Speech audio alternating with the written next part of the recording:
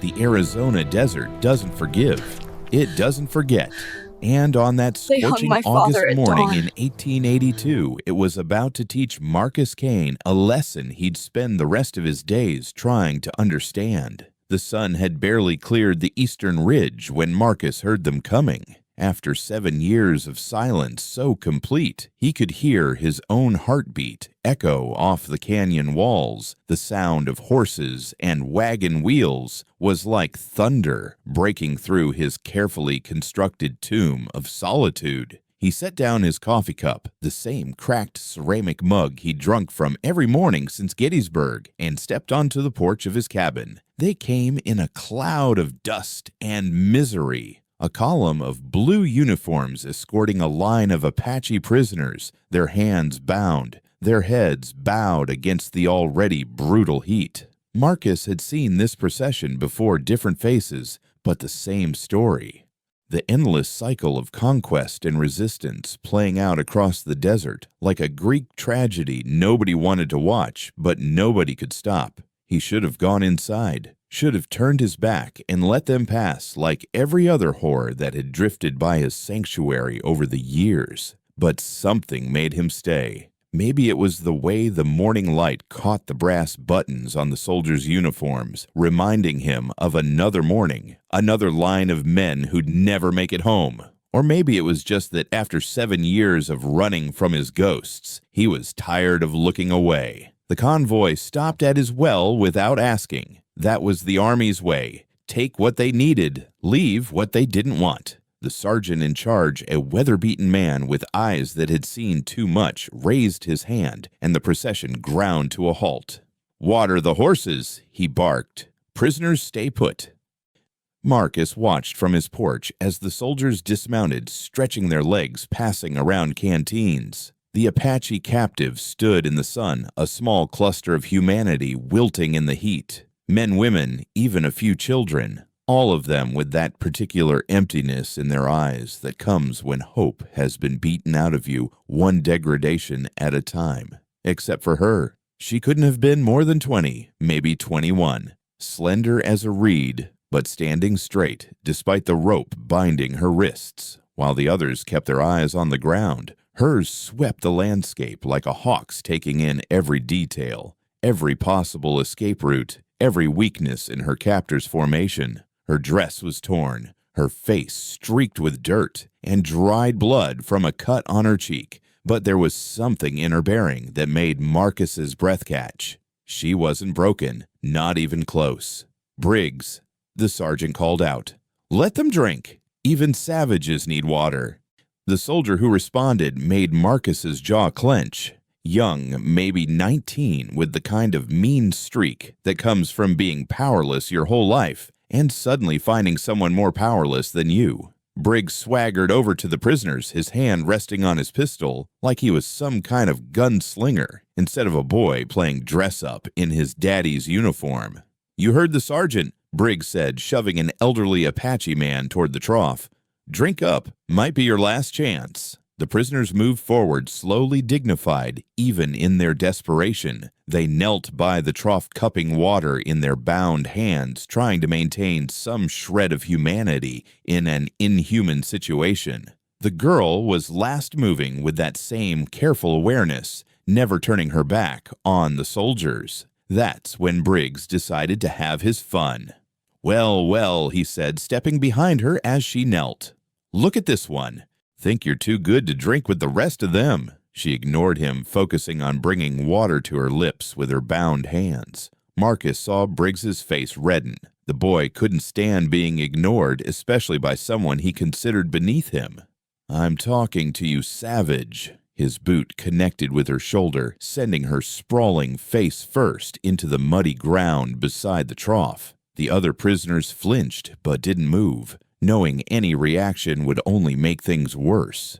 The girl pushed herself up slowly, mud dripping from her face, and turned to look at Briggs. Marcus had seen a lot of looks in his time. The desperate plea of dying men on battlefields, the hollow stare of widows at train stations, the rage of men about to charge into cannon fire. But he'd never seen anything quite like the look in that girl's eyes.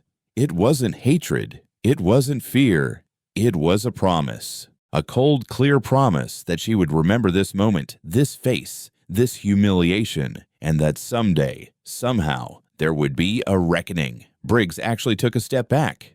"That's enough, Private," the sergeant said, though there was no real heat in it. Just the tired reprimand of a man who'd given it 1,000 times before. "Mount up! We're moving out!"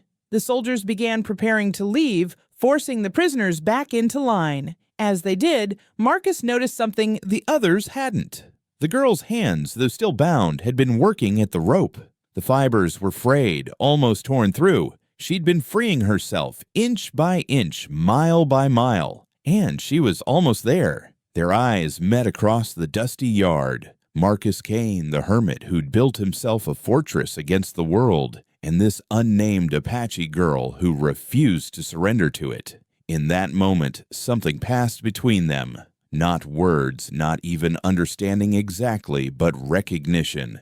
Two souls who knew what it was to keep fighting when the war was already lost. The convoy moved on, disappearing into the shimmering heat of the desert, leaving Marcus alone with his ghosts, and a new image burned into his mind. He stood on his porch for a long time after they'd gone, watching the dust settle, knowing with the certainty of a man who'd lived through hell that he'd just witnessed the beginning of something. He didn't know what yet, but he could feel it in his bones, the way old-timers feel rain coming. The desert had shown him something that morning. Whether it was a warning or a promise, he couldn't say. But as he turned to go back inside his empty cabin, Marcus Kane had the strangest feeling that his 7 years of hiding were about to come to an end. Marcus Kane hadn't always been a ghost haunting the Arizona desert. Once he'd been somebody. A captain in the Union Army, leader of a reconnaissance unit, the kind of man other men followed into hell because they trusted him to lead them back out. That was before Gettysburg, before July 3rd, 1863, before the day that turned him from a man into a shadow. Now, 7 years later, he was just another piece of the landscape.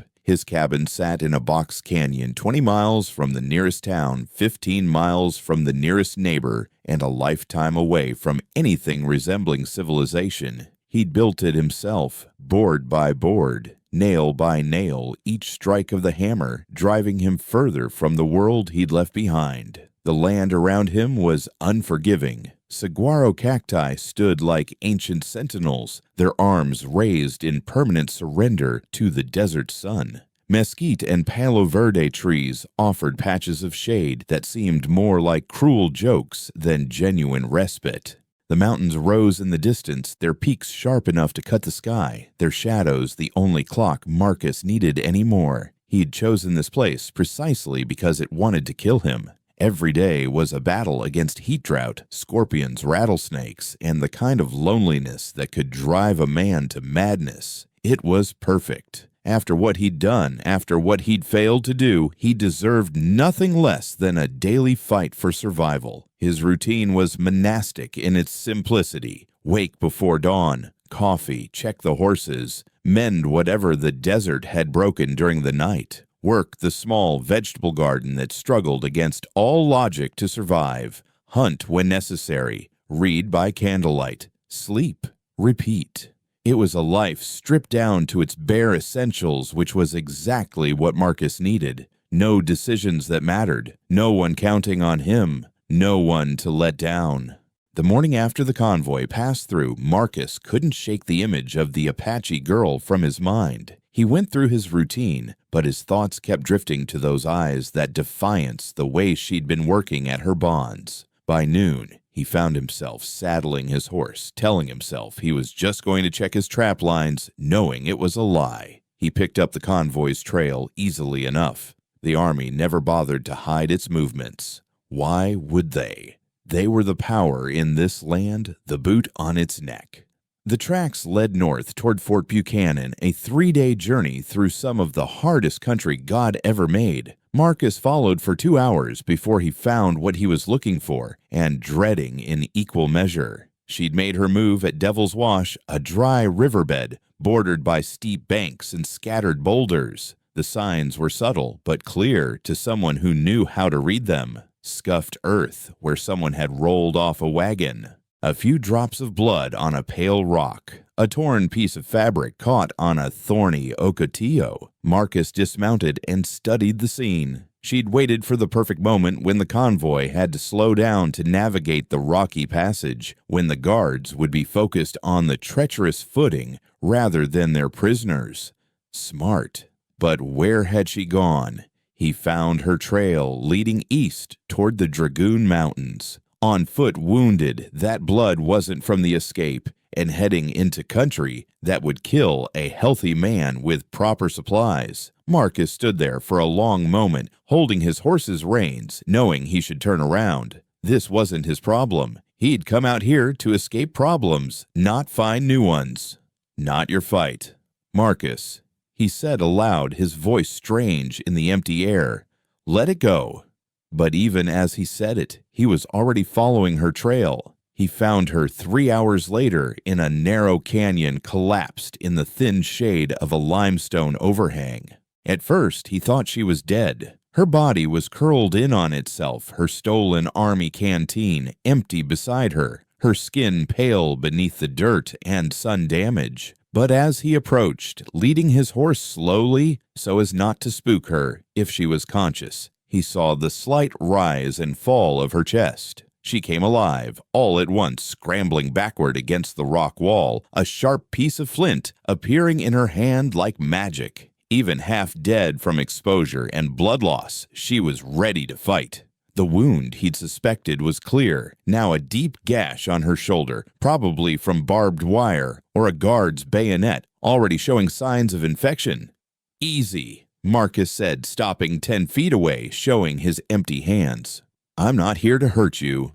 She watched him with those same fierce eyes, though he could see the fever starting to cloud them. She said something in Apache, her voice hoarse, the words incomprehensible to him, but the meaning clear. Stay back. I know you understand English, Marcus said calmly. Saw how you reacted to the soldier's commands. My name is Marcus Kane. I live about 15 miles south of here. You're dying. That wound's gone bad, and you're out of water. You can either let me help you, or you can die here with that rock in your hand.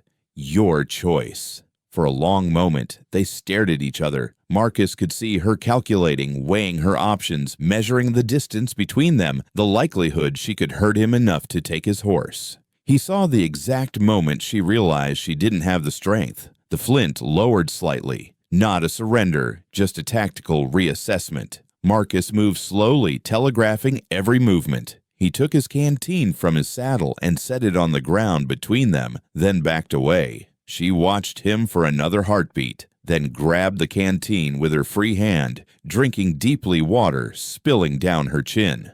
What's your name? Marcus asked. She considered the question, then answered in perfect, if accented English. Why would I tell you that? Because if I'm going to risk my neck helping you, I'd like to know who I'm risking it for. Nobody asked you to risk anything, white man. Despite everything, Marcus almost smiled. Even dying, she had more fight in her than most healthy men. No, he agreed. Nobody asked. But here I am anyway. And that wound needs cleaning, or you'll be dead by tomorrow night. So, what's it going to be?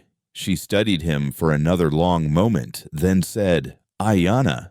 Ayana, Marcus repeated. That's Apache for eternal blossom, isn't it? Surprise flickered across her face. You speak Apache? No, but I knew someone who did. Long time ago. He paused, then added, my sergeant at Gettysburg. He was part Apache, part Mexican. Taught me a few words during the long nights before the battle. He was a good man, died on the 3rd day. Something in Ayana's expression shifted slightly. Not trust exactly, but maybe the beginning of understanding. She looked at the flint in her hand, then at Marcus, then at the empty desert around them. If you're going to kill me, she said finally, just do it. Don't pretend to be my savior first. If I wanted you dead, I'd just leave you here. Desert would do the job for me. Marcus took a step closer. But that's not why I followed you. Truth is, I don't know why I followed you. Maybe because I'm tired of watching people die. Maybe because I saw something in your eyes yesterday that reminded me of someone I used to know. Or maybe I'm just a fool who can't mind his own business. Either way, you're going to have to trust me because you're out of options." Ayanna was quiet for a moment, then slowly, painfully, she lowered the flint completely. "My father would say I'm a fool for trusting a white soldier. I'm not a soldier, not anymore.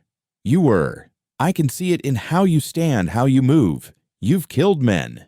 "Yes," Marcus said simply. "I have. More than I can count. And it's a weight I'll carry until I die. But I'm not going to add you to that weight. You have my word."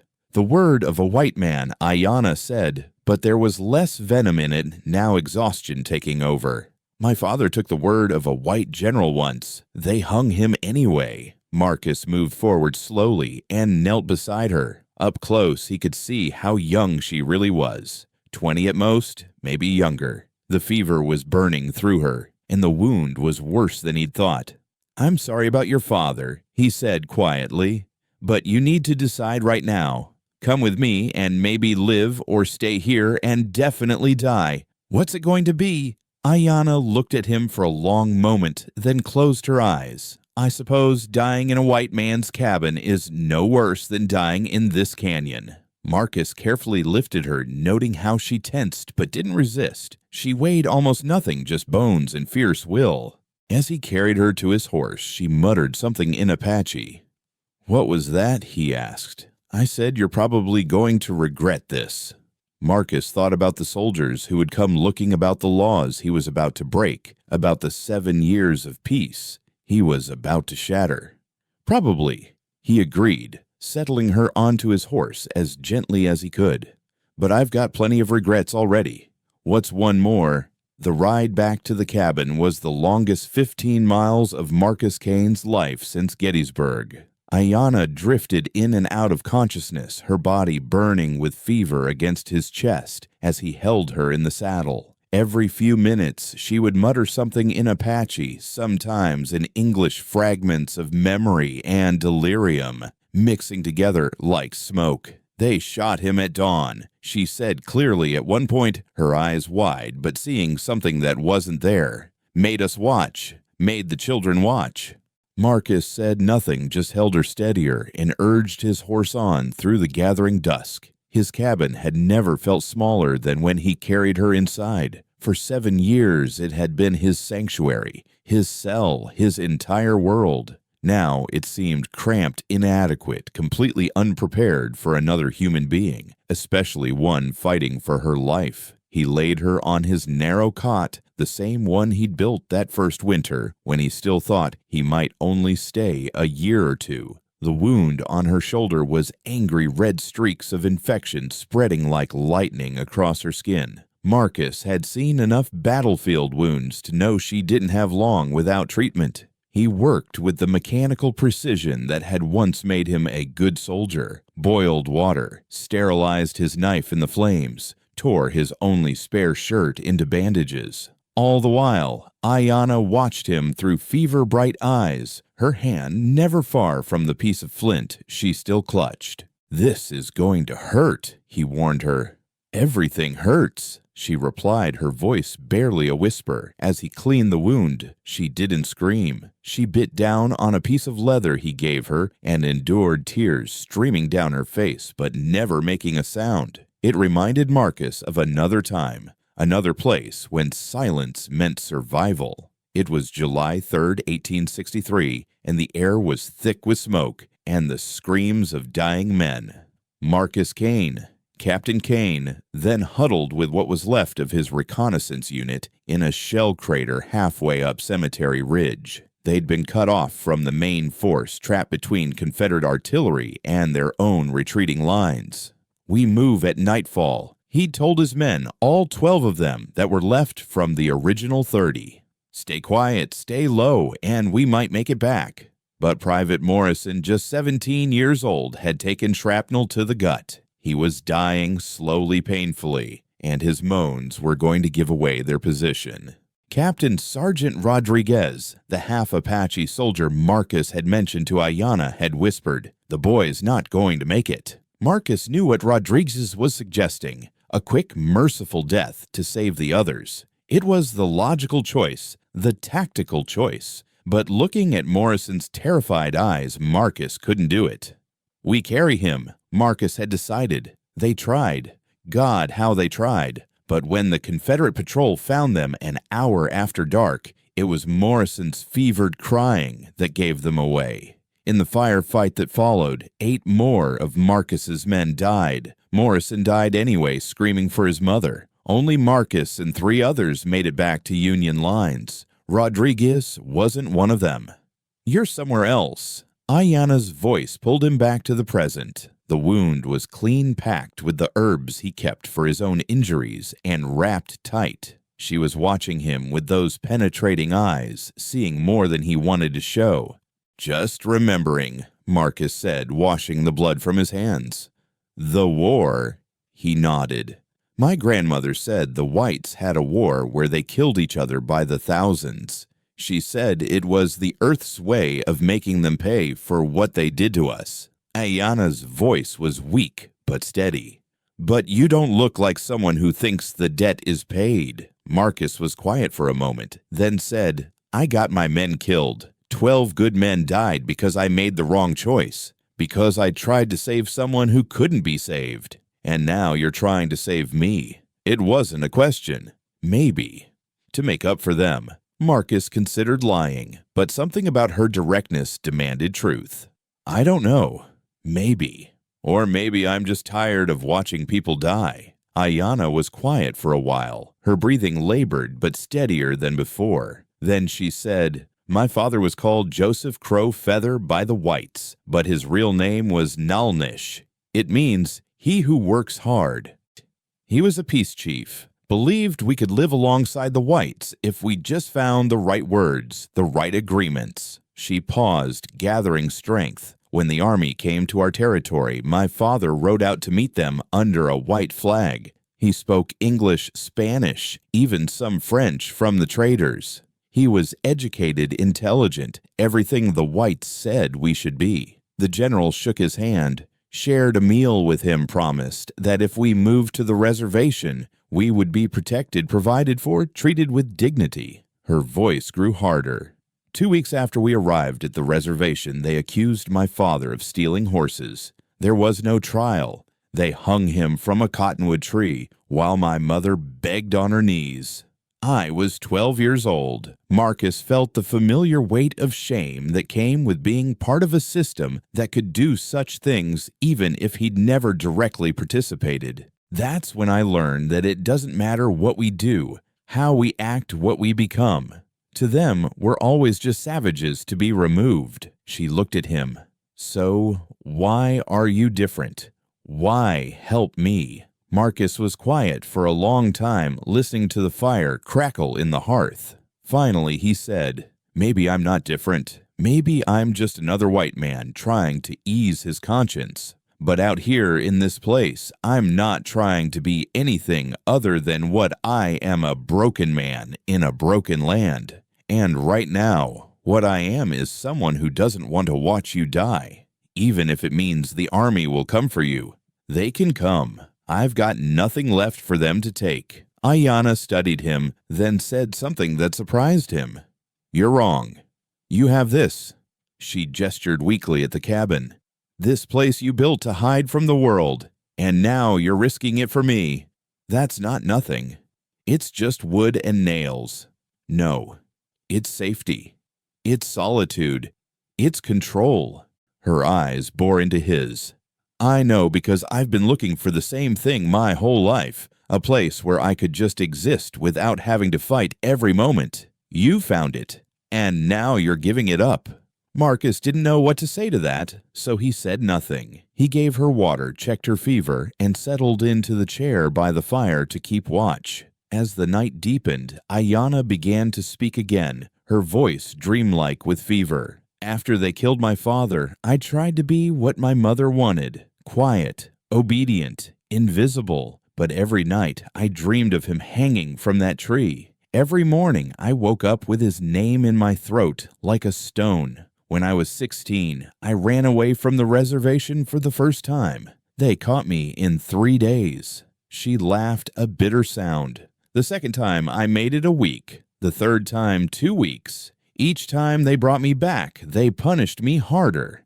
Whippings, starvation, solitary confinement. But each time I learned something new. How to move without sound. How to find water in the desert. How to become invisible when I needed to be." "How many times?" Marcus asked.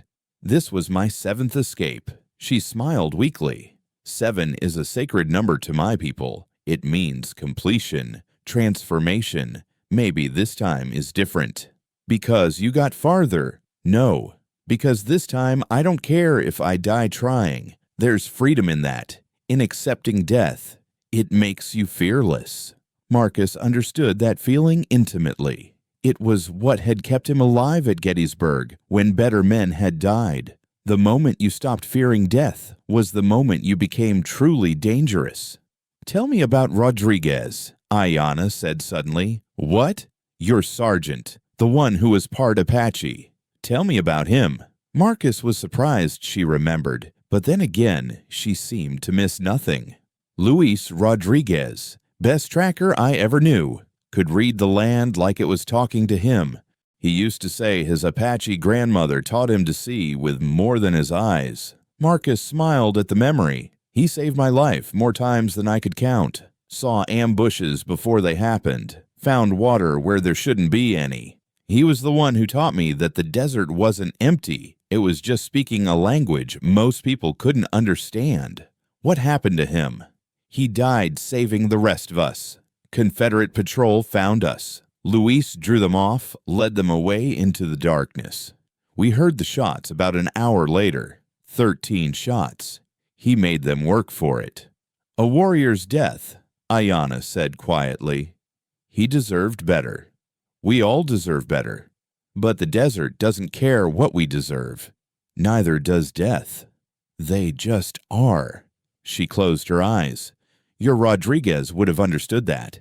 It's an Apache way of thinking." Through the rest of the night, they traded stories. Marcus told her about Ohio, about enlisting with dreams of glory, about the first time he killed a man, and how he threw up afterward. Ayanna told him about learning to weave from her grandmother, about the sacred mountains of her people, about the day she realized she would rather die free than live caged. As dawn broke through the single window of the cabin, Ayanna's fever finally broke as well. She was weak, depleted, but alive. Marcus had spent the night expecting her to die, had steeled himself for it. Her survival felt like a small miracle, or maybe a curse, because now came the hard part. "They'll come looking," Ayanna said as if reading his thoughts. "That soldier Briggs. He won't let it go. His pride won't allow it." "I know. You could turn me in. Say you found me were bringing me back. They might believe you." Marcus looked at her, this fierce young woman who had endured so much, who had every reason to distrust him, offering him a way out. "Is that what you think I'll do?" "It's what a smart man would do." "Then I guess I'm not a smart man." Ayanna smiled, the first genuine smile he'd seen from her. It transformed her face, showing the young woman beneath the warrior. "No," she agreed. "You're something much more dangerous. You're a good man in a bad world. That's the kind of man who gets himself killed." "Maybe, but at least I'll know why I'm dying this time." As they sat in the morning light, two damaged souls from different worlds, something shifted between them.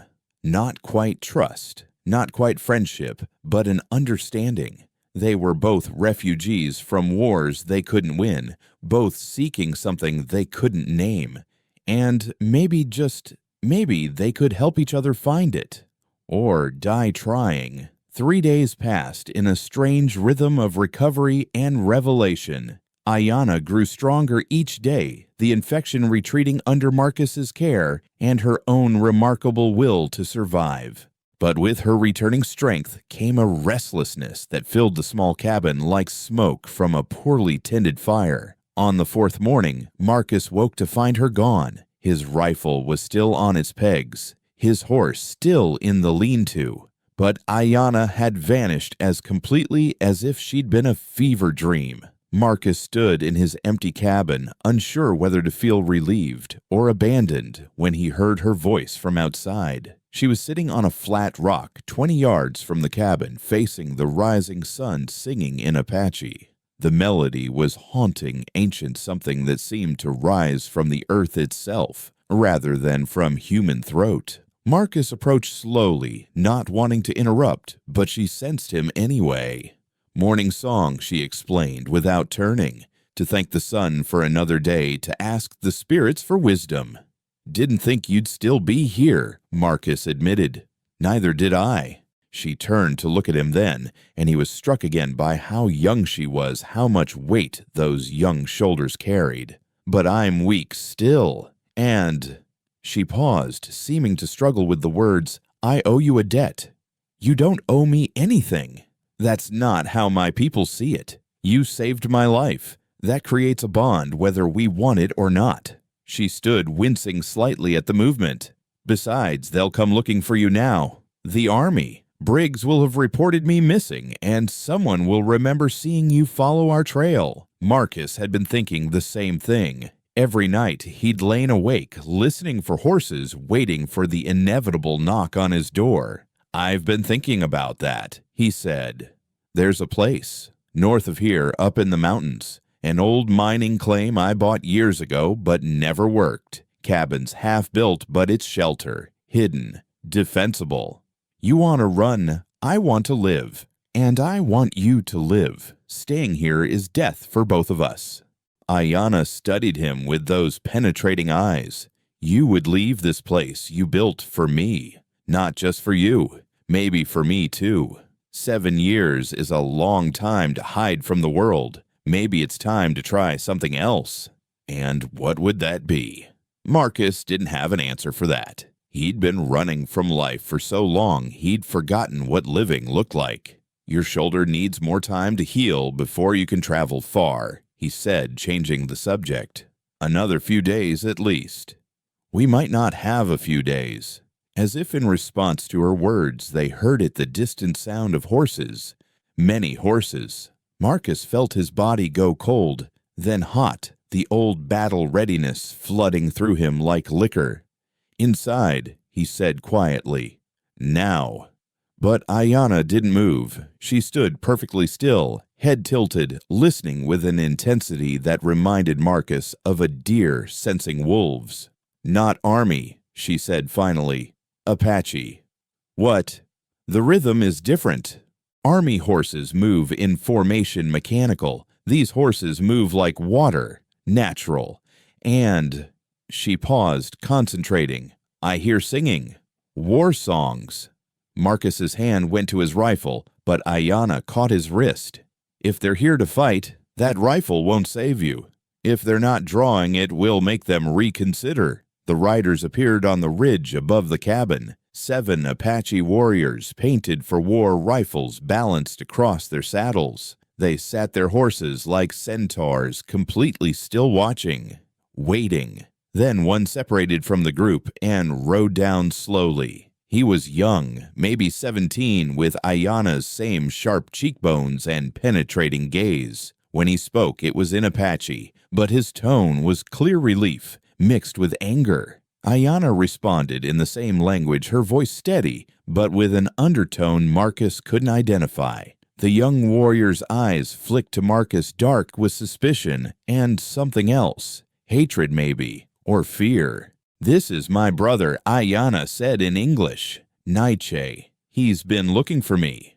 "Your brother." Marcus kept his voice calm, his hands visible and empty. "I didn't know you had family still free." "Half-brother, different mothers. He escaped the reservation 3 years ago. Lives with a band of resistors in the mountains." She turned back to Nietzsche and spoke rapidly in Apache. Whatever she said made him scowl, but he nodded. More conversation followed, growing heated. Nietzsche gestured at Marcus several times, his meaning clear, even without understanding the words. Finally, Ayanna raised her voice, speaking with an authority that made her brother step back. "What's happening?" Marcus asked quietly. "He wants me to come with them. Says I'm healed enough to travel. Says staying with you is—" She paused, searching for the right word. "Beneath me. And I told him about the debt, that you saved my life, that Apache law demands I repay it." She smiled slightly. "He's not happy about it, but he can't argue with tradition." Nietzsche said something else sharp and bitter, then turned his horse and rode back up to the others. The warriors remained on the ridge for another long moment, then disappeared as suddenly as they'd appeared. "They'll be watching," Ayanna said, "making sure you don't hurt me or turn me in." Comforting. "You should be comforted. It means you're under Apache protection now. As long as I'm with you, they won't let harm come to you. And when you leave," Ayanna was quiet for a moment, "then you'll be just another white man in Apache territory." They stood together in the morning sun, the weight of unspoken futures hanging between them. Finally, Marcus asked, "What did your brother say? At the end there, he said you're either the bravest white man he's ever heard of or the stupidest. What do you think?" "I think." Ayanna paused, choosing her words carefully. "I think you're a man who's forgotten how to live for himself. You live for your ghosts, your guilt, your past. Maybe that makes you perfect for someone like me. Someone like you. Someone who's never learned how to live for anything but anger." She touched her wounded shoulder absently. "My whole life has been about resistance, fighting, running, surviving. But what happens when the fighting stops? What happens when you're free, but don't know what to do with freedom?" It was a question Marcus knew intimately. He'd been free for 7 years and had used that freedom to build himself a prison. "Maybe," he said slowly, "two people who don't know how to live can figure it out together." Ayanna looked at him sharply. "What are you saying?" "I'm saying that debt you talked about goes both ways. You gave me a reason to leave this place to stop hiding. Maybe that's worth something too." "You're talking about partnership." "I'm talking about survival. Your brother was right, the army will come. If not today, then tomorrow or the next day. We're both fugitives now. Makes sense to be fugitives together. A white man and an Apache woman. Do you know what they do to white men who help Apache? Do you know what they do to Apache women who lie with white men? I'm not talking about lying with anybody. I'm talking about staying alive." But even as he said it, Marcus felt something shift in the air between them. An awareness that hadn't been there before. Ayanna felt it too. He could see it in the way she suddenly couldn't quite meet his eyes. "There's something else," she said, changing the subject. "Something I haven't told you." Marcus waited. "I can read and write, in English and Spanish both. The missionaries at the reservation taught me before I started running, and I learned other things. Medicine from my grandmother, hunting from my father before he died, trading from the Mexicans who came to the reservation." She looked at him directly now. "I'm telling you this because if we're going to be partners, you should know what I bring to the partnership." "Why didn't you tell me before?" "Because before I was just another Apache prisoner you saved. It was simpler that way. But if we're going to survive together, you need to know who I really am." "And who are you really?" "I'm the daughter of a peace chief who died for believing in peace. I'm the sister of a warrior who lives for war. I'm educated enough to know what I'm losing, and wild enough to prefer losing it to surrendering. I'm someone who doesn't fit anywhere, too Apache for the white world, too changed by the white world to go back to the old ways." Marcus understood that feeling too. Too broken by war to return to civilian life, too civilian to embrace the warrior's path completely. "Maybe that's what we build then," he said. "A place for people who don't fit anywhere else." "You make it sound simple." "Nothing about this is simple, but simple's overrated anyway. Simple is what I've had for 7 years, and look where it got me." A sound made them both turn, riders approaching from the south. This time, there was no mistaking the mechanical rhythm of army horses. "Decision time." Ayanna said quietly. Marcus looked at his cabin, his 7-year refuge. Then he looked at Ayanna, this fierce young woman who had crashed into his life like a thunderstorm. The choice, when it came down to it, wasn't really a choice at all. "Get the horses," he said. "Pack what we can carry. We leave in 10 minutes. And go where? North. To that mining claim I mentioned. After that," he shrugged, "after that we make it up as we go." Ayanna smiled that rare transformative expression that made her look like the young woman she should have been allowed to be. "Making it up as we go," she repeated. "That sounds like something I can work with."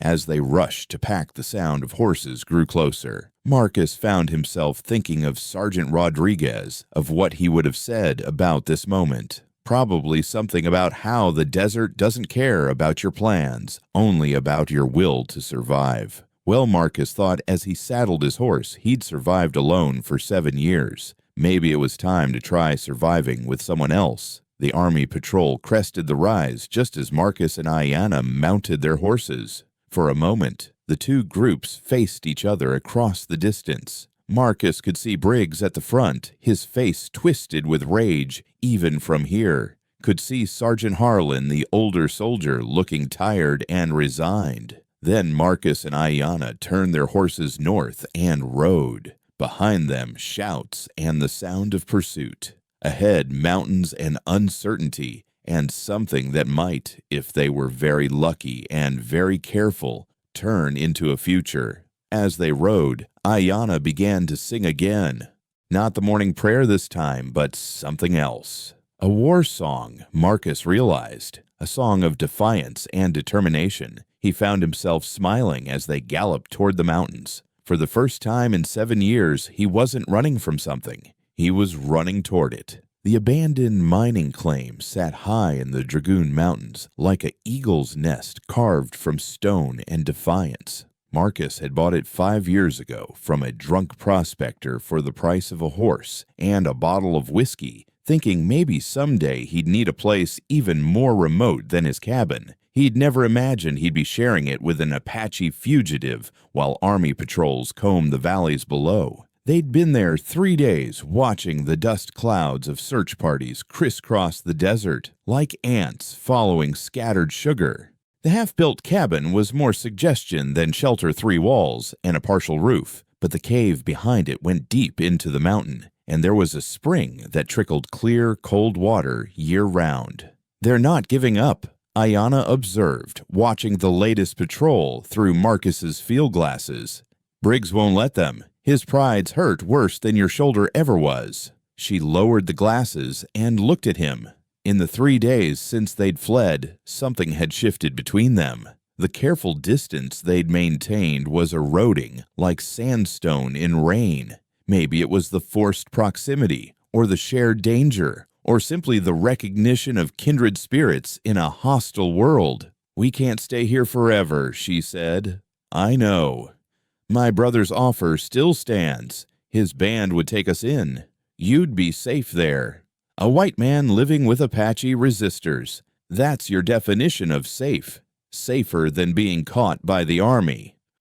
Marcus was quiet for a moment, then said, "What would I be there?" "Your pet white man. The curiosity they keep around because you ask them to." "That's not," Ayanna started, then stopped, because that was exactly what he would be, and they both knew it. "I have another idea," Marcus said slowly, the thought that had been forming for days finally taking shape. "It's crazy, probably impossible, definitely dangerous." "I'm listening." "We get married." The words hung in the air like a challenge. Ayanna stared at him, her expression unreadable. "Married," she repeated flatly. "Hear me out. There's a mission San Xavier about 60 miles south. The priest there, Father Miguel, he's different. Marries Indians and Mexicans all the time. Even married a Chinese woman to an Irish miner once. He believes God doesn't see color, only souls. And you think he'd marry us, an Apache fugitive and a white deserter?" "I'm not a deserter. I was discharged honorably in 65. But yes, I think he would. And once we're married, legally married in the eyes of the church and the territory, everything changes. How? You become Mrs. Kane, not an Apache prisoner, but the legal wife of a white landowner. It wouldn't stop all our problems, but it would make them think twice. The Army doesn't like scandals, and dragging a legally married woman away from her husband would be a scandal. Ayanna was quiet for a long time, staring out at the desert below. When she finally spoke, her voice was carefully neutral. You're talking about a business arrangement. I'm talking about survival. And what would you get out of it? Marcus thought about how to answer that. The truth was complicated, tangled up in loneliness and guilt and something else he wasn't ready to name. A reason, he said finally. For 7 years, I've been existing, not living. You ask me what happens when the fighting stops. Maybe this is what happens. We choose to build something instead of tear it down. A marriage built on necessity isn't much of a marriage. Half the marriages in the territory are built on less. At least we'd be choosing it, not having it chosen for us. Ayanna turned to look at him directly. And what about expectations? Marcus felt heat rise in his face, but met her gaze steadily. No expectations, separate bedrolls, partners like we discussed. Nothing more unless both parties agree to renegotiate the terms. Despite everything, Ayanna smiled slightly at his formal language. You sound like you're proposing a business contract, aren't I? I suppose you are. She was quiet again, then said, My mother wanted me to marry once. A good Apache man, a warrior from another band. It would have been a strong alliance. I ran away the night before the ceremony. Why? Because I didn't want to be anyone's property. Didn't want my life decided by what was good for everyone else except me. This would be different. This would be your choice. Would it? Or would it just be another cage, this one with your name on it? Maybe, but it would be a cage we both chose with a door we both have the key to. Before Ayanna could respond, they heard horses approaching from below. Not the regular cavalry patrol, but a single rider moving carefully up the narrow trail. Marcus grabbed his rifle, but Ayanna put a hand on his arm. Wait, I know that horse. The rider came into view, and Marcus was surprised to see Sergeant Harlan alone, his uniform dusty and his face grim. He stopped his horse a safe distance away and raised his hands. I'm not here officially, he called out. Just want to talk. Marcus and Ayanna exchanged glances, then Marcus called back, Talk from there. Harlan dismounted slowly, keeping his hands visible. Kane, I know who you are. Looked you up after you took the girl. Captain Marcus Kane, hero of Gettysburg, Medal of Honor winner. What the hell are you doing? What's right for once? Right, you killed 2 soldiers. That boy Finch is screaming for blood. Says the girl seduced you, bewitched you somehow. Finch is an idiot and a coward. Maybe, but he's got the ear of the colonel now. They're bringing in more troops, Texas Rangers too. This isn't going to end well for either of you. Why are you here, Harlan? The sergeant looked uncomfortable. Because I've been doing this for 20 years, and I'm tired. Tired of hunting people whose only crime is wanting to be free. Tired of following orders I know are wrong. He reached into his saddlebag slowly and pulled out a leather portfolio. Discharge papers. Mine, and if you want them, yours.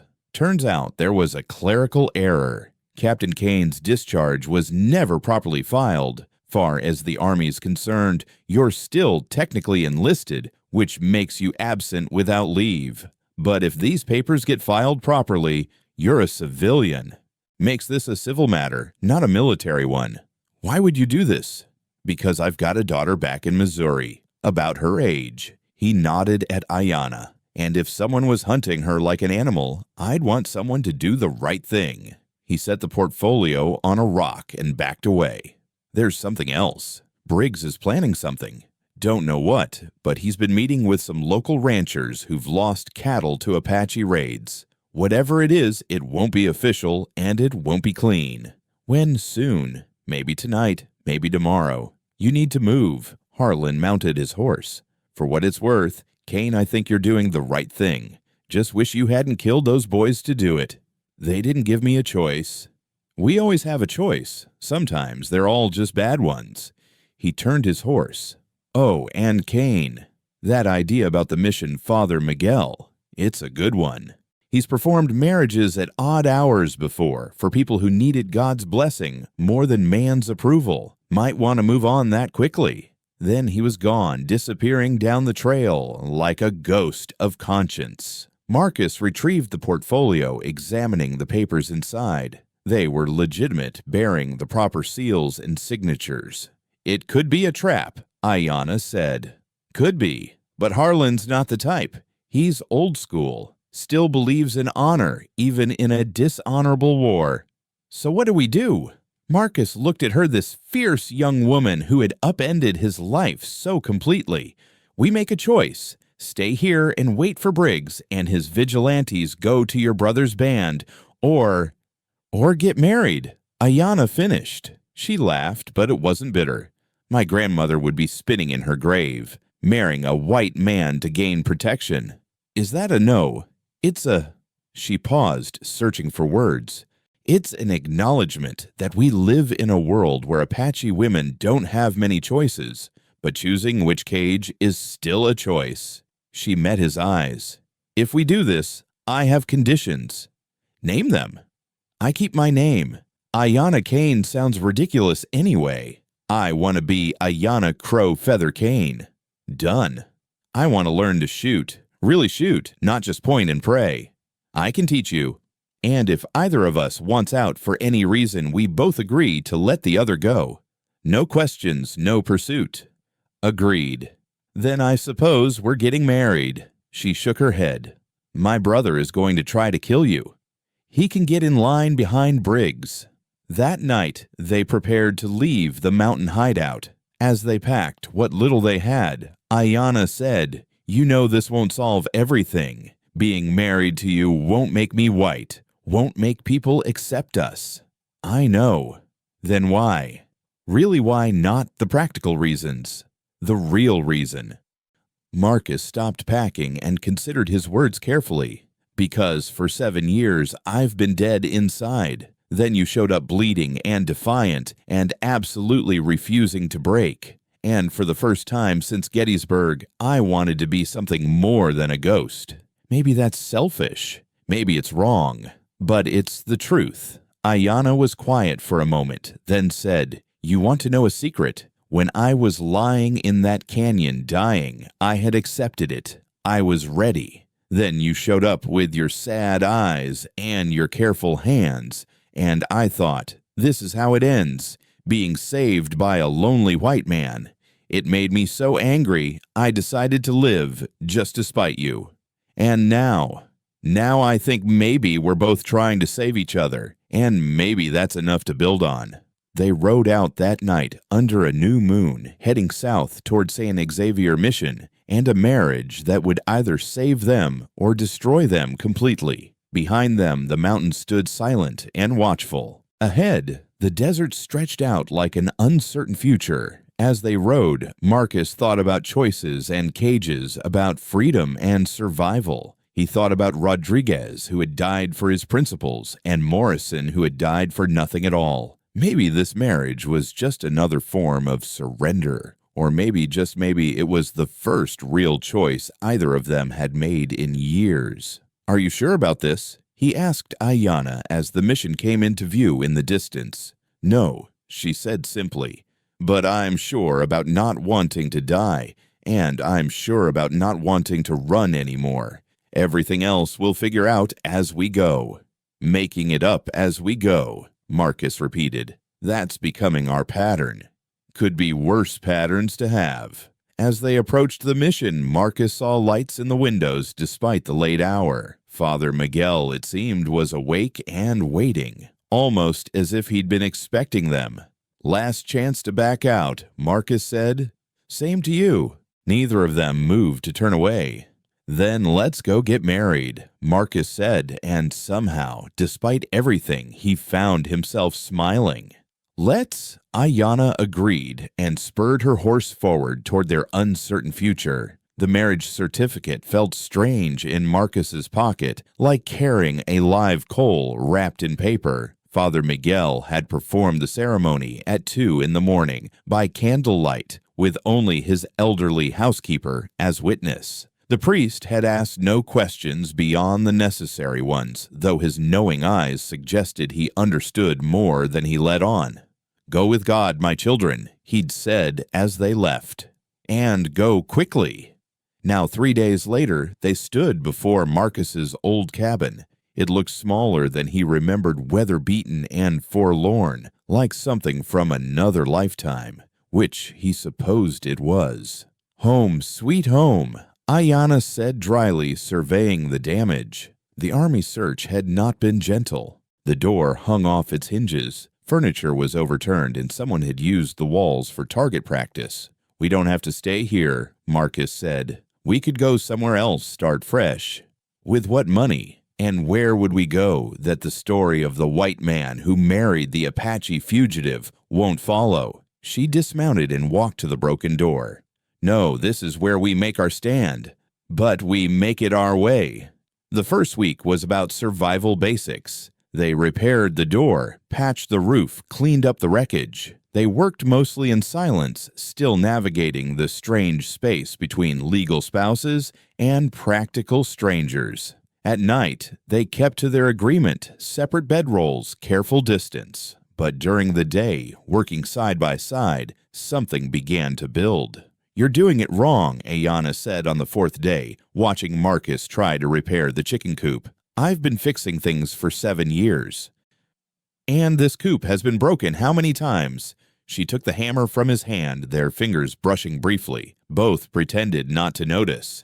"The problem isn't the boards. It's the design. Desert winds hit it broadside. We need to angle it like this." She was right, of course. Within an hour, they'd rebuilt it stronger than before. "Where'd you learn carpentry?" Marcus asked. "The reservation school. They wanted to teach us useful skills."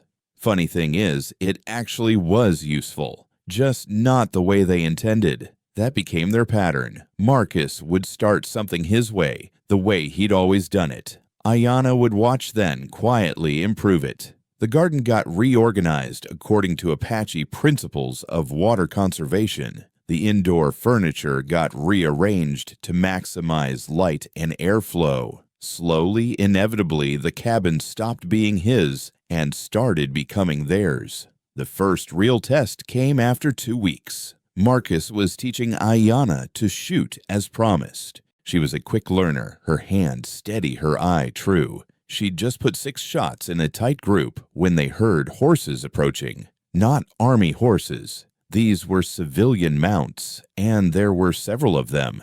"Inside," Marcus said quietly, but Ayanna shook her head. "We face them together, or not at all."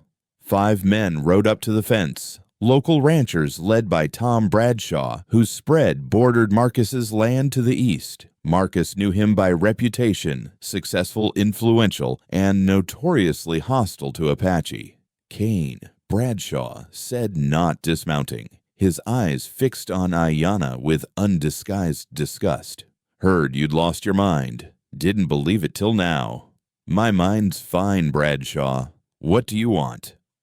I want to know why there's a savage living on land owned by a white man. I want to know why you think you can bring the enemy into our midst and expect us to accept it." "She's my wife," Marcus said evenly. Legal and proper, Father Miguel performed the ceremony. "That Mexican priest would marry a dog to a cat if they asked him." Bradshaw spat tobacco juice dangerously close to Ayanna's feet. "Doesn't make it right." Ayanna stepped forward, and Marcus saw the rancher's hands drift toward their guns. But she just stood there, straight-backed and dignified, and spoke in perfect English. "Mr. Bradshaw, I believe you lost 40 head of cattle last spring to Apache raiders." Bradshaw's face reddened. "What of it?" "The raiders came from the north, hit during the new moon, took only young stock, not breeding pairs. That tells me they were from the Chiricahua band, probably young warriors trying to prove themselves. They would have driven the cattle east to the hidden canyon near Skeleton Peak before moving them south to Mexico. Bradshaw stared at her. How could you know that? Because I know who leads that band. His name is Victorio. He's predictable, always uses the same routes, the same timing. She paused. I could tell you when they'll likely strike next. I could tell you how to position your men to prevent it. Or I could say nothing, and you can lose another 40 head come autumn. You're threatening me. I'm offering you information in exchange for leaving us in peace. One of the other ranchers, a younger man named Davis, spoke up. Tom, maybe we should listen. Shut up. Bradshaw snapped. He looked at Marcus. You really think her Apache witchcraft is going to protect you? You think we'll tolerate this? Abomination. I think, Marcus said, moving to stand beside Ayanna, that you're smart enough to know when something benefits you, and I think you're practical enough to take help where you can find it. Help from a savage. Help from someone who knows things you don't. Or would you rather keep losing cattle out of pride? The standoff stretched taut as wire. Then Bradshaw said, the autumn new moon. That's when they'll come. The night before, Ayanna said. They like to hit just before the moon goes completely dark. Station 5 men at Rabbit Springs and 3 at the eastern approach to your valley. They'll turn back rather than fight those odds. Bradshaw stared at her for a long moment, then wheeled his horse around. This isn't over Kane. Paper from a Mexican priest doesn't make her white, doesn't make her welcome. Doesn't have to, Marcus replied, just has to make her mind to protect. After they left, Ayanna said quietly, you know I just painted a target on our backs. If Victorio doesn't raid when I said they'll blame me. If he does and they stop him, they'll say I was part of it. Then why tell them? Because Victorio's raids hurt everyone. The ranchers lose cattle, the army increases patrols, and innocent Apache pay the price. Maybe if I can prevent one raid, it prevents 10 reprisals. That night, for the first time, they sat together on the porch after dinner, instead of retreating to opposite corners of the cabin.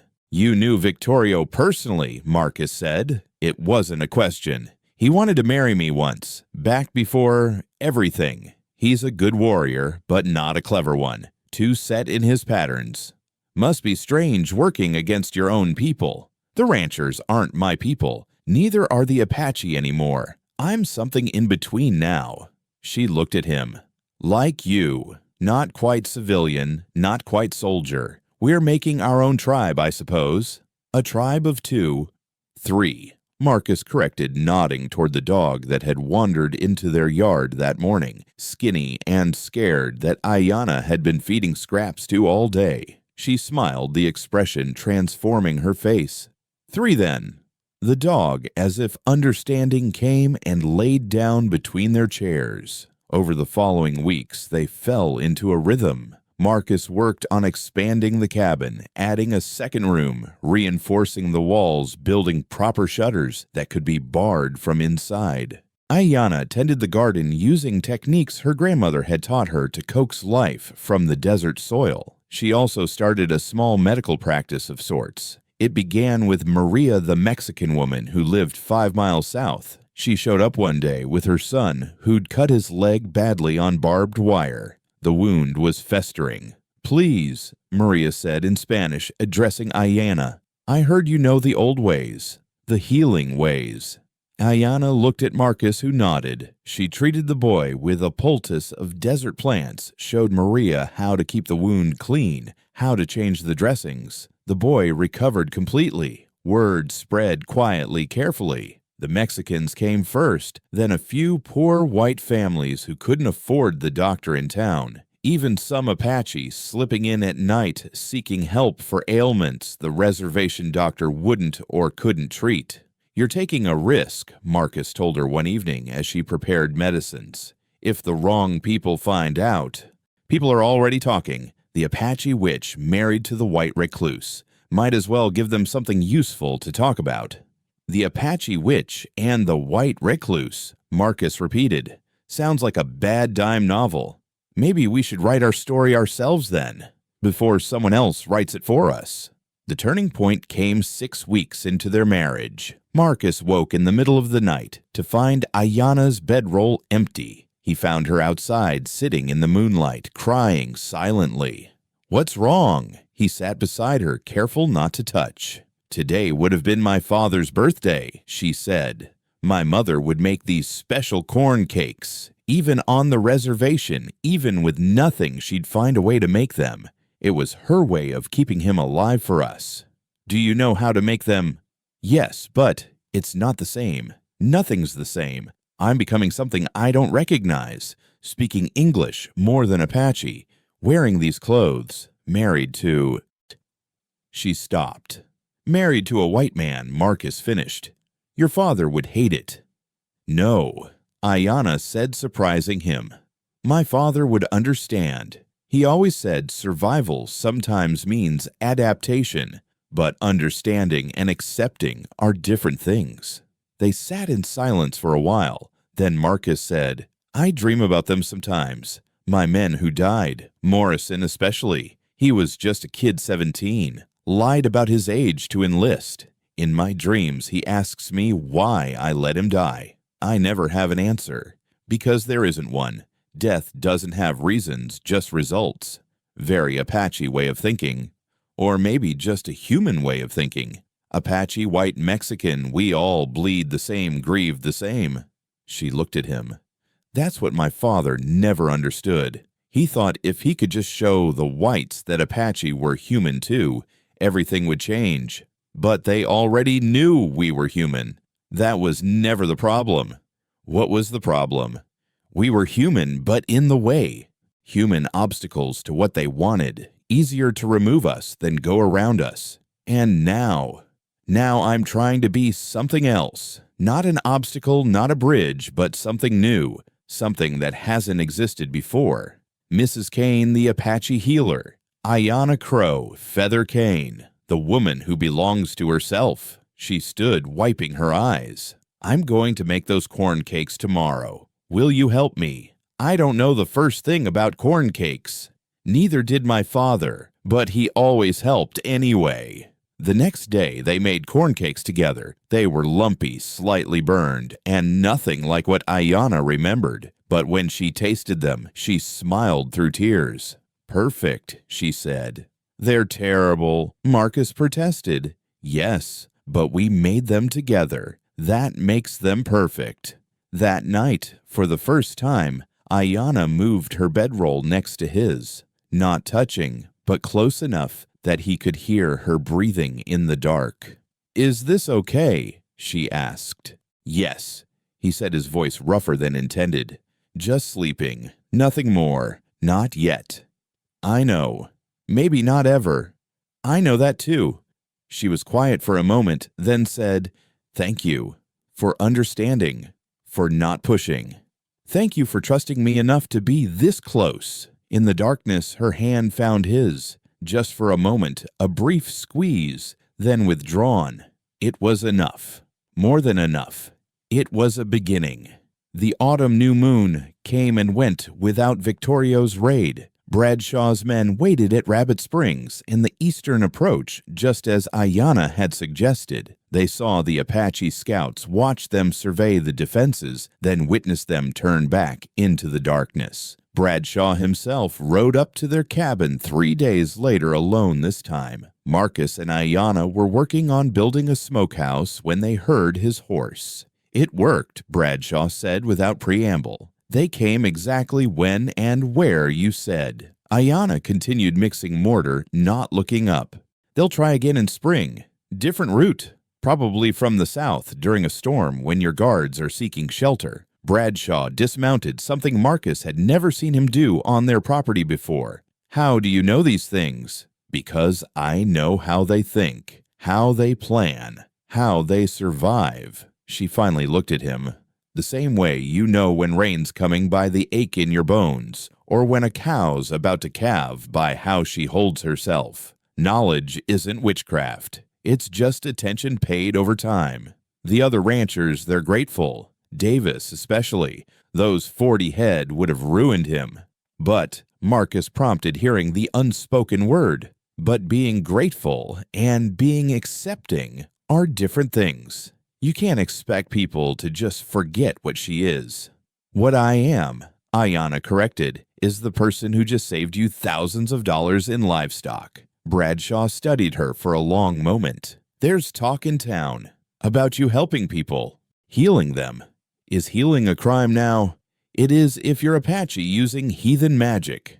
It's not magic. It's medicine. Plants poultices techniques passed down through generations, the same way your grandmother probably knew which herbs helped with birthing pains or fever. That's different. Why? Because she was white. The confrontation hung in the air until Marcus stepped forward. "Tom, what are you really here for?" Bradshaw sighed, suddenly looking older. "My daughter, Ellen. She's been sick for months. The doctor in town, he's tried everything. Nothing works. She just keeps getting weaker." He looked at Ayanna with a mixture of desperation and disgust. "My wife, she thinks maybe—" "You want my help," Ayanna said flatly.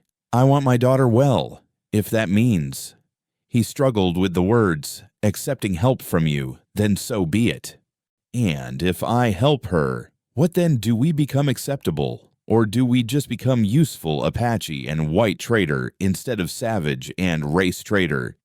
"I don't know," Bradshaw admitted. "But right now, I just want my little girl to stop dying."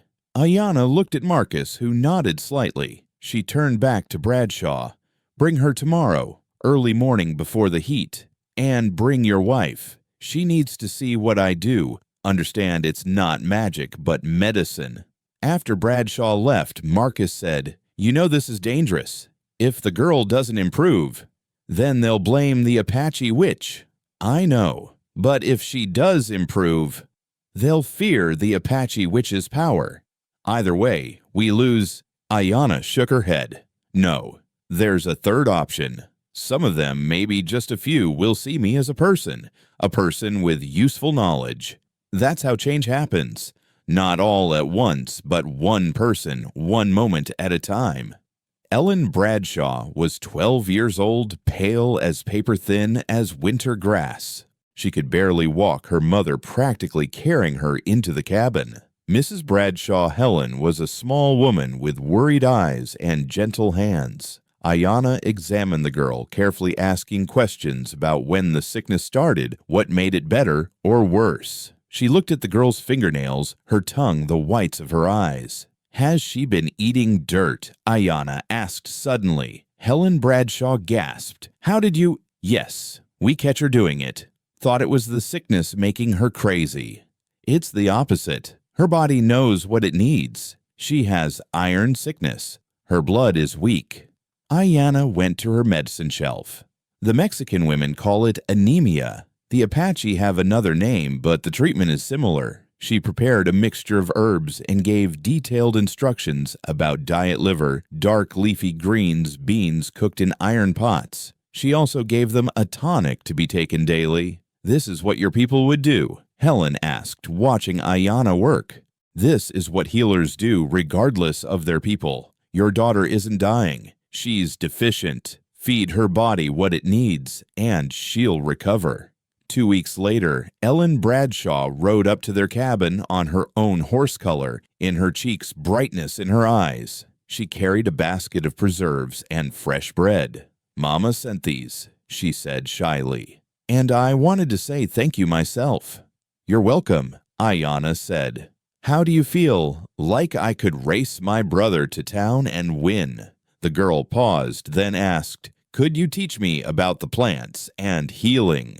Before Ayanna could answer, Tom Bradshaw's voice boomed from behind his daughter. "Ellen, I told you to deliver the basket and come straight back." "But Papa—" "No buts. Thank Mrs. Kane and let's go." Ellen's face fell, but she managed a small smile for Ayanna before following her father. As they rode away, Bradshaw looked back, once his expression unreadable. "He's scared," Marcus observed. "His daughter is getting attached to you." "Good. Fear is better than hate. Fear can become respect. Hate just stays hate." That evening, they received an unexpected visitor. Nietzsche, Ayana's brother, materialized from the darkness like smoke. Marcus reached for his rifle, but Ayana stopped him. "He comes in peace, or he wouldn't show himself," she said, then called out in Apache. Nietzsche approached slowly, his eyes never leaving Marcus. When he spoke, it was in English, heavily accented, but clear.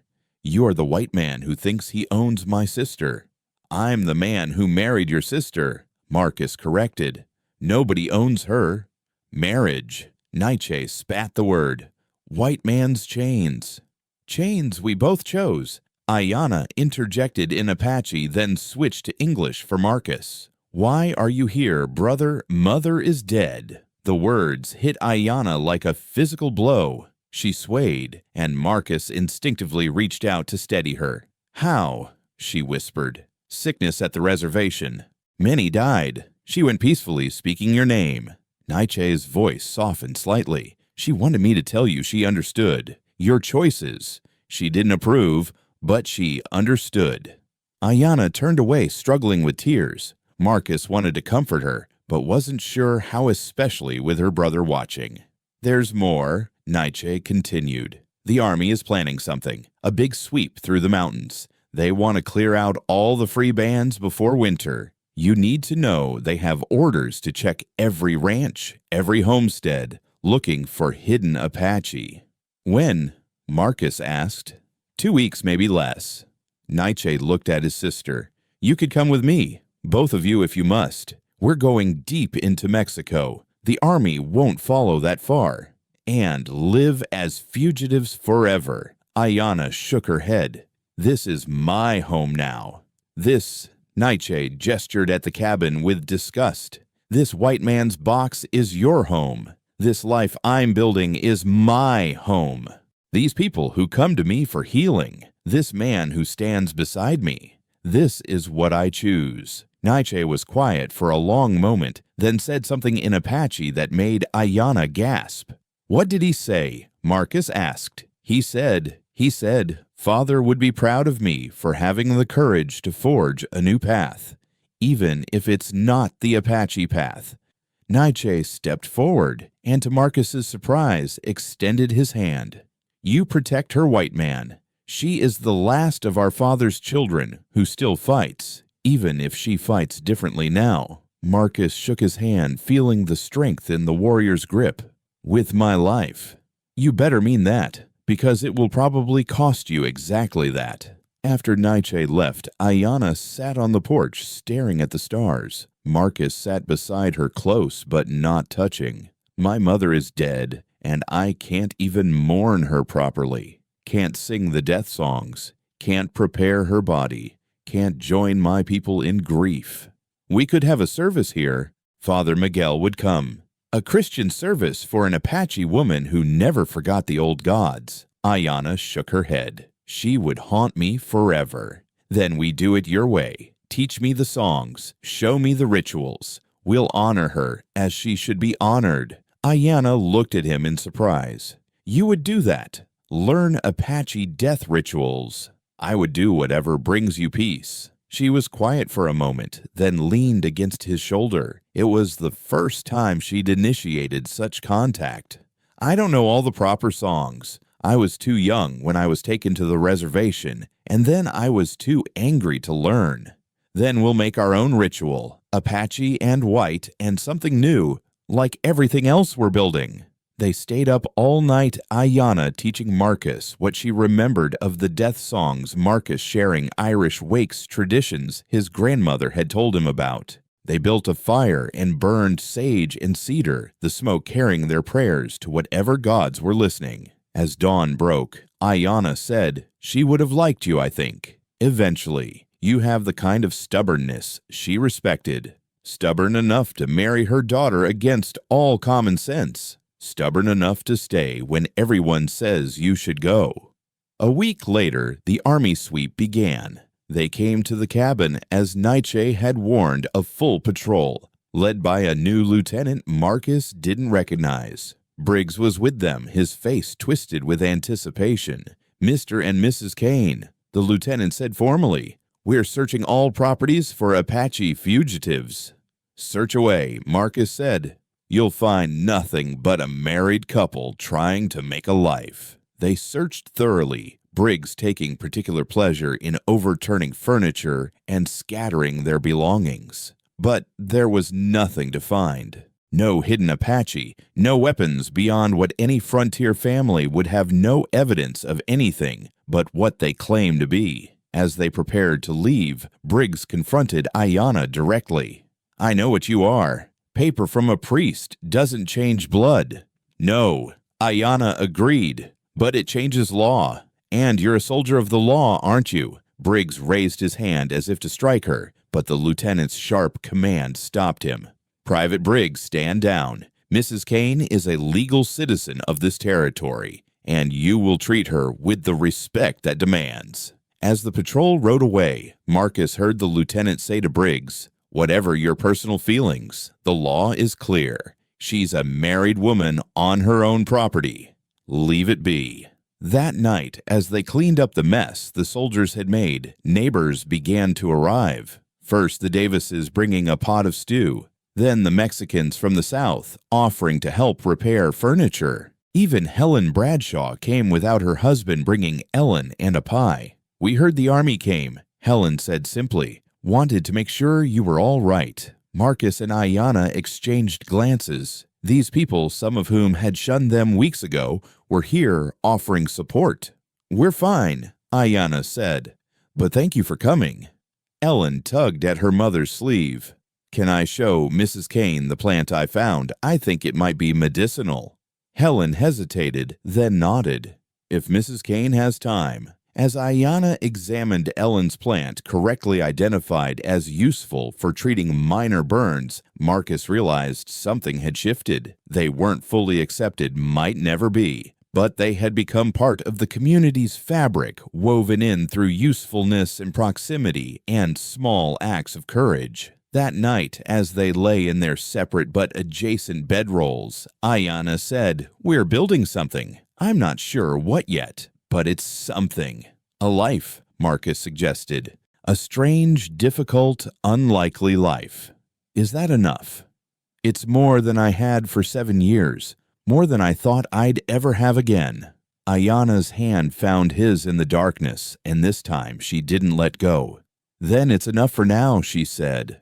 Outside a coyote howled, and somewhere in the distance another answered. The sound of creatures calling to their own kind across the vast darkness, making family where they found it. Winter came early that year, unusual for southern Arizona. The first snow began falling in late November light at first, then heavier until the desert disappeared under a white shroud that made everything alien and dangerous. Marcus had seen snow before, of course. Ohio winters, Pennsylvania winters during the war. But Ayanna had only known it in the mountains, never here in the valley. She stood in the doorway that first morning, watching the flakes fall with a mixture of wonder and concern. "This is wrong," she said. "The earth is confused. When the desert forgets itself, bad things follow." She was right, though Marcus wouldn't understand how right until later. The snow brought unexpected problems. The roof built for rain, and sun began to leak under the weight. The garden even covered froze solid. The chickens stopped laying. But worse was what it did to the surrounding ranches. Cattle unprepared for such weather began dying. Feed ran low. Water sources froze. 3 days into the storm, Tom Bradshaw arrived with 5 other ranchers. Their faces were grim. "We're losing cattle," Bradshaw said without preamble. "Dozens already dead, more dying. The Mexican families to the south, they're out of firewood. The army pulled back to the fort, they won't help. We need to work together, or we're all going to starve or freeze." "What do you want from us?" Marcus asked. "Not what we want, what we need." "Your wife." Bradshaw struggled with the word, but managed it. "She knows this land better than any of us. If there's a way to survive this, she might know it." Ayanna studied the men, these same ranchers who had threatened them months ago. "There are caves in the mountains, protected valleys where the temperature stays warmer, but moving cattle there in this weather, it would take everyone working together." "Including the Mexicans?" Davis asked. "Including everyone. Mexican, white, even Apache, if any, will come down from the hills." The ranchers exchanged uncomfortable glances. "We can't work with Apache," one of them said. "They're the enemy." "The snow is your enemy now," Ayanna said sharply. "It doesn't care what color you are or what language you speak. It will kill you all the same." "She's right," Bradshaw said heavily. "God help us, but she's right. What do we do?" Ayanna and Marcus spent the next hour outlining a plan. They would pool resources, share food and firewood. The strongest men would work to move the cattle to the protected areas Ayanna knew. The women and children would gather in the largest, warmest buildings. Everyone would contribute what they could. "There's something else," Ayanna added. "My brother's band. They're in the mountains, probably struggling too. If we offer to share resources, they might help with the cattle drive. They know paths we don't." The silence was deafening. Finally, Bradshaw said, "You're asking us to trust Apache warriors with our lives and livestock." "I'm asking you to survive," Ayanna replied. "Pride is a luxury you can't afford right now." It took another day of worsening conditions before desperation overcame prejudice. Marcus and Ayanna rode into the mountains to find Naiche's band, while the ranchers began organizing the community shelter. They found the Apache band in a dire state, half-starved, freezing with sick children and elders. Naiche's pride warred with reality as he listened to Ayanna's proposal. "You want us to help the whites, the same ones who would hunt us when the snow melts." "I want us all to live," Ayanna said. "And maybe if we survive together, things will be different when the snow melts." "You always were too optimistic, sister." "And you always were too proud, brother. Which one of us is freezing in a cave?" In the end, necessity won. Naiche brought 15 warriors and their families down from the mountains. The moment when Apache warriors rode into the cluster of ranch buildings was electric with tension. Hands hovered near guns. Mothers pulled children close. Then Ellen Bradshaw did something remarkable. She walked out to the lead rider, Naiche himself, and offered him a cup of hot coffee. "You must be cold," she said simply. "Mama says coffee helps." Naiche looked at the thin white girl, then at the coffee, then at his sister. He dismounted and accepted the cup with grave courtesy. "Thank you, small one," he said in careful English. The tension didn't disappear, but it eased enough for work to begin. What followed were the hardest 2 weeks of Marcus's life since the war. They worked in mixed groups, Apache, Mexican, white, moving cattle through blinding snow to protected valleys. The Apache knew paths the ranchers had never seen.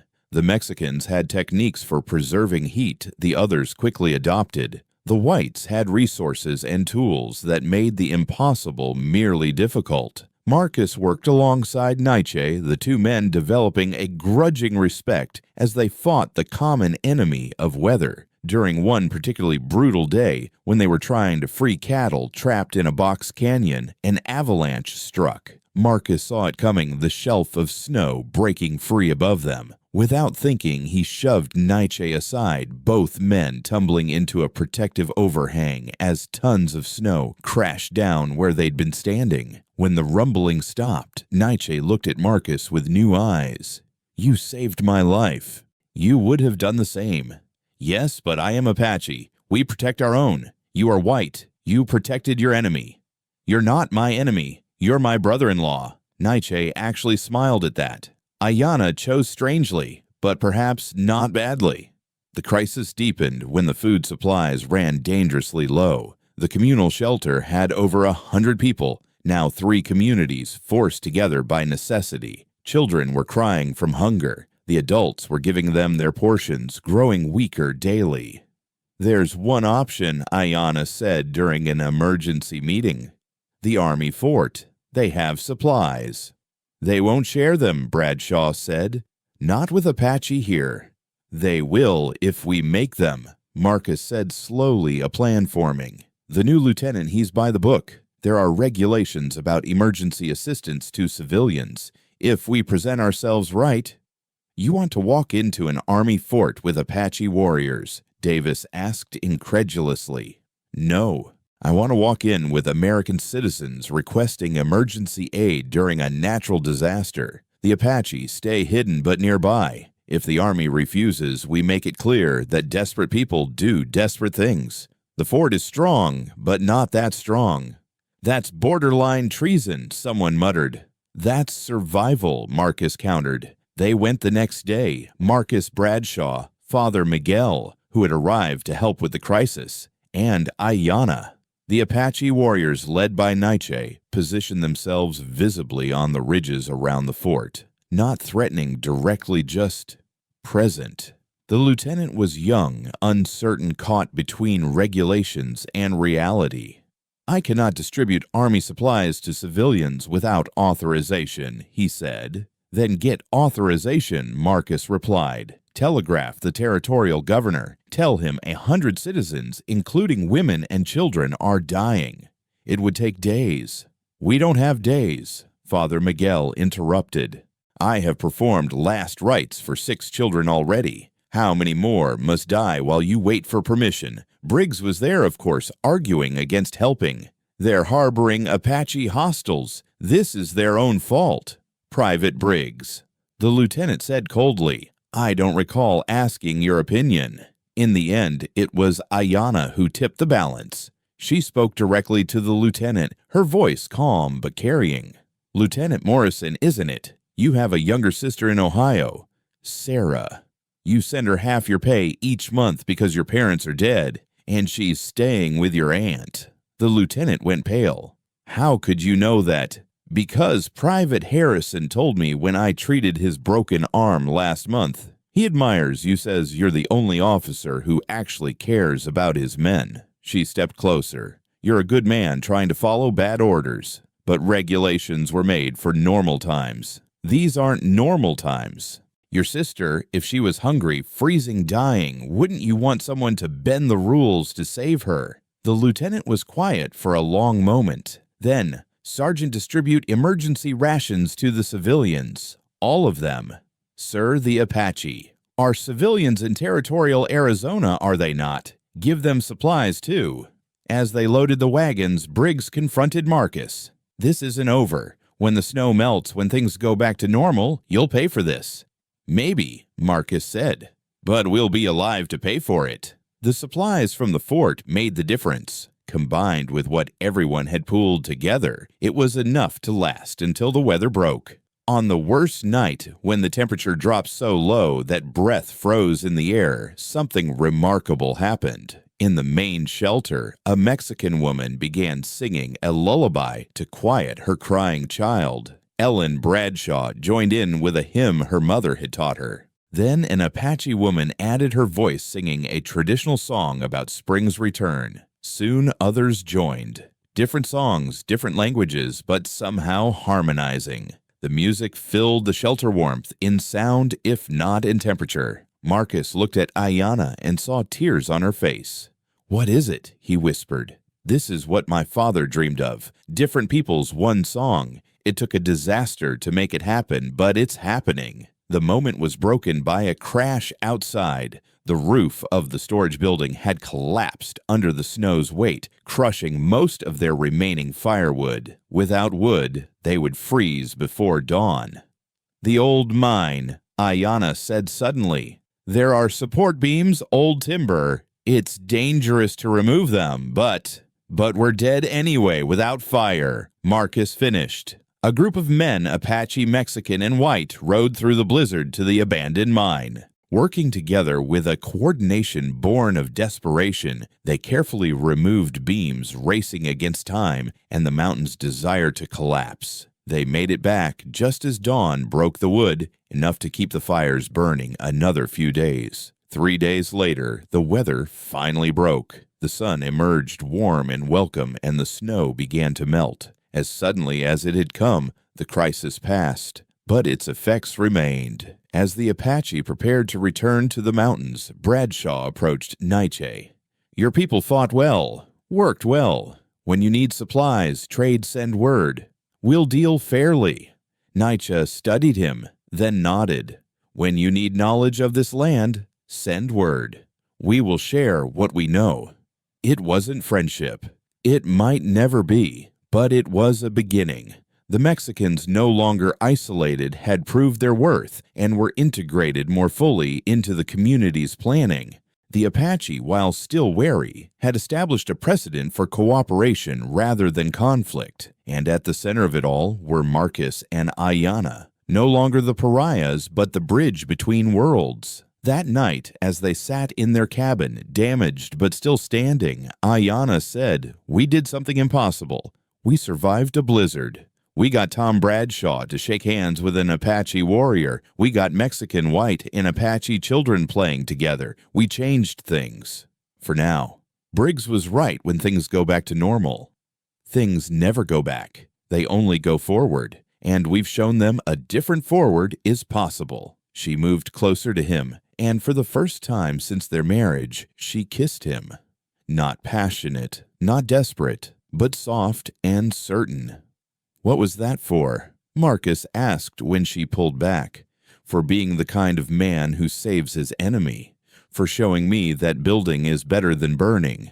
For being my partner in this impossible life." Partners! Marcus agreed, pulling her close. Outside, the desert began to reassert itself, the snow melting away like a dream. But what had happened during those frozen weeks was real, carved into the hearts of everyone who had lived through it. They had faced death together and chosen life. They had been offered the comfort of old hatreds and chosen the discomfort of new alliances. And in the end, they had proved that survival wasn't about being Apache or white or Mexican. It was about being human together against the storm. Spring came like a resurrection. The desert, which had seemed dead under snow, exploded with life. Cacti bloomed in riotous colors. Birds returned in chattering clouds.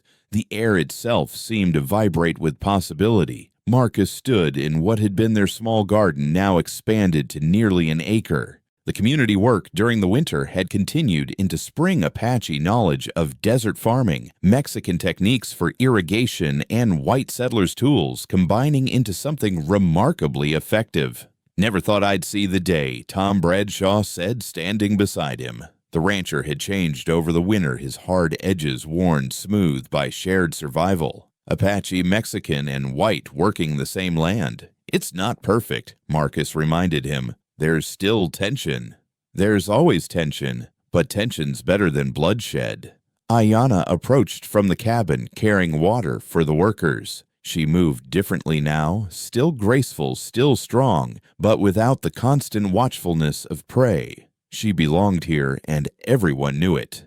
"Mrs. Kane." Bradshaw tipped his hat.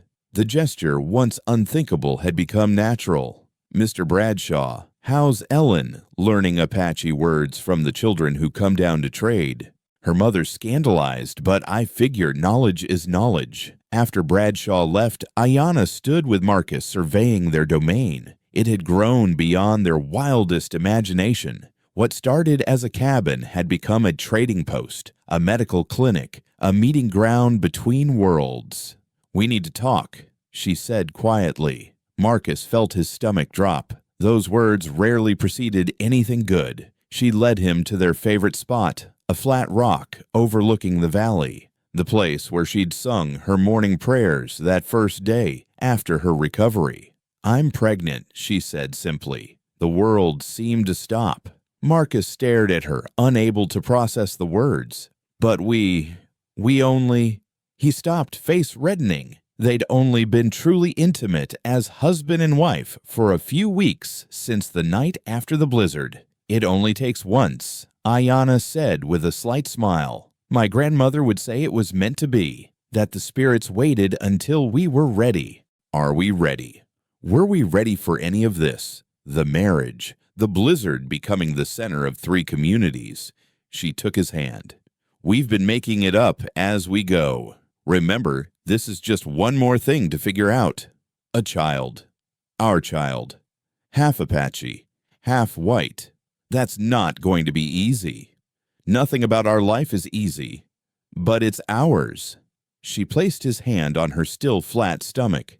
This child will belong to both worlds. Maybe that's what the future needs, people who don't fit in the old categories. Before Marcus could respond, they heard horses approaching fast. Not the measured pace of visitors, but the urgency of trouble. It was Davis, his face pale with panic. Apache attack. The Brewster Ranch. They hit it hard. Killed 2 men, took cattle and horses. Marcus and Ayanna exchanged confused looks. This didn't make sense. Nietzsche's band had been peaceful. The winter cooperation had established new patterns. It wasn't Nietzsche. Davis continued reading their thoughts. Different band. From the south. They're saying... He hesitated, looking at Ayanna. They're saying they're here to punish the traitors, the Apache who worked with whites. Ayanna's face went hard. Geronimo's followers. They see cooperation as betrayal. Within hours, the fragile peace they'd built was threatening to shatter. The ranchers who'd lost men wanted revenge. Any Apache would do. The Mexican families caught in the middle were terrified of being swept up in renewed violence. Marcus found himself in the impossible position of trying to prevent a war while protecting his pregnant wife from both sides, whites who blamed her for being Apache, and Apache who blamed her for betraying her people. The crisis deepened when Briggs arrived with a contingent of soldiers. "Finally," he said with satisfaction, "a real Apache attack. Now we can clean out these savages properly." His eyes fixed on Ayanna. All of them. All of. "My wife is not your wife is Apache. That's all that matters now." Briggs turned to address the gathered ranchers. "You see what happens when you trust them. You let your guard down and they slaughter you. Well, no more. We're going to..." His speech was cut short by the arrival of Nietzsche and his warriors. They rode in openly weapon-sheathed faces grim. "We're here to help," Nietzsche announced, shocking everyone. "The raiders are our enemy too. They threaten the peace we've built." "Peace?" Briggs laughed harshly. "There's no peace with savages." "There was peace," Tom Bradshaw said quietly, stepping forward. "All winter there was peace. These Apache aren't our enemies. They're neighbors." The word hung in the air, revolutionary in its simplicity. "You're defending them?" Briggs asked incredulously. "I'm defending what we built, what we survived together." "Then you're a traitor too." The accusation might have stuck, might have swayed the crowd, but Ellen Bradshaw chose that moment to run to Nietzsche's horse. The Apache warrior dismounted and knelt so the girl could whisper in his ear. Whatever she said made him smile slightly. "The small one says I promised to teach her to track rabbits. She wants to know if I keep my promises." "Always," Ellen said firmly, then looked at Briggs. "He saved our cattle in the winter. He helped Papa. He's good." From the mouth of a child, the truth was devastating. Briggs' support began to erode as other ranchers remembered Apache hands pulling their cattle from snowdrifts, Apache knowledge saving their families. "We deal with the raiders," Marcus said, taking control. "Together, Apache, Mexican, white, we protect what we've built." "And if the army tries to stop us?" Bradshaw asked, looking at the soldiers. The lieutenant who'd released supplies during the winter stepped forward. "The Army's mission is to protect American citizens and maintain peace. If citizens are maintaining that peace themselves, the Army has no quarrel." Briggs exploded. "Lieutenant Morrison, you can't..." "Private Briggs, you're relieved of duty pending review. You've lost perspective and become a liability." As Briggs was led away, still shouting about traitors and savages, Marcus felt something shift. The crisis that should have destroyed them was instead cementing their bonds. The campaign against the raiders was swift and decisive. Apache scouts located them. Mexican vaqueros helped drive them from their hiding spots. White ranchers provided the firepower. In 3 days, the raiders were dead or fled to Mexico, and the strange alliance had held. But the real victory came after. At a meeting in what had become the community center, Marcus and Ayanna's expanded property, a formal agreement was drafted. The Apache would have recognized trading rights and safe passage. The ranchers would respect Apache water sources and sacred sites. The Mexican families would have equal say in community decisions. Father Miguel blessed the agreement. Nietzsche and Bradshaw signed it. Marcus and Ayanna witnessed it. "It's not a treaty," the lieutenant said quietly to Marcus. "Not legally. The government won't recognize it. The government doesn't live here. We do." That night, Ayanna told the community about the baby. The reactions were as varied as the people: joy, concern, hope, fear, but overall acceptance. This child would be born into their new world, would belong to all of them in a way.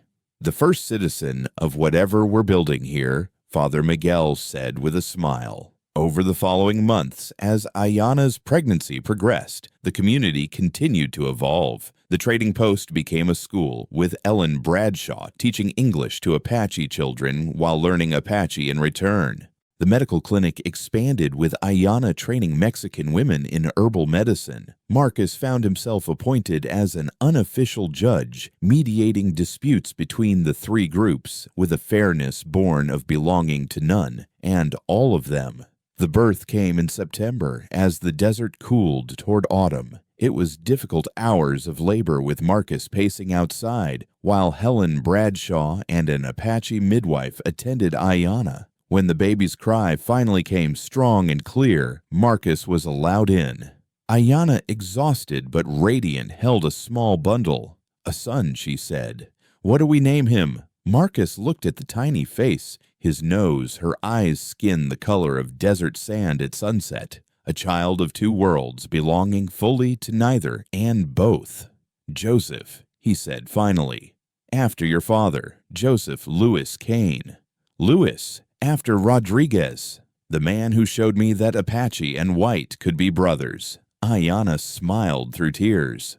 "Joseph Louis Kane. He'll need to be strong, carrying all those names, all those hopes." The baptism a month later was unlike anything the territory had seen. Father Miguel performed the Christian ceremony, but Nietzsche also blessed the child in the Apache way. Mexican musicians played. White ranchers stood as godfathers. Briggs, dishonorably discharged and bitter, had spread word about the abomination happening in the valley. He'd tried to raise a mob in Tucson, but found little support. The territorial governor, hearing about the peaceful resolution of the raider crisis, had declared the community a model for frontier cooperation.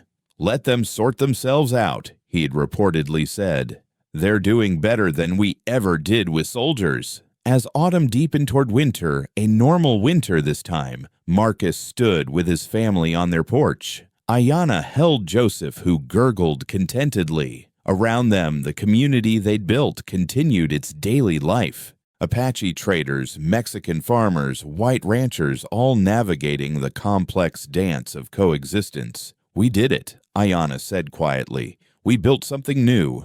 "We built something," Marcus agreed. "What it becomes is up to him." He touched his son's tiny hand.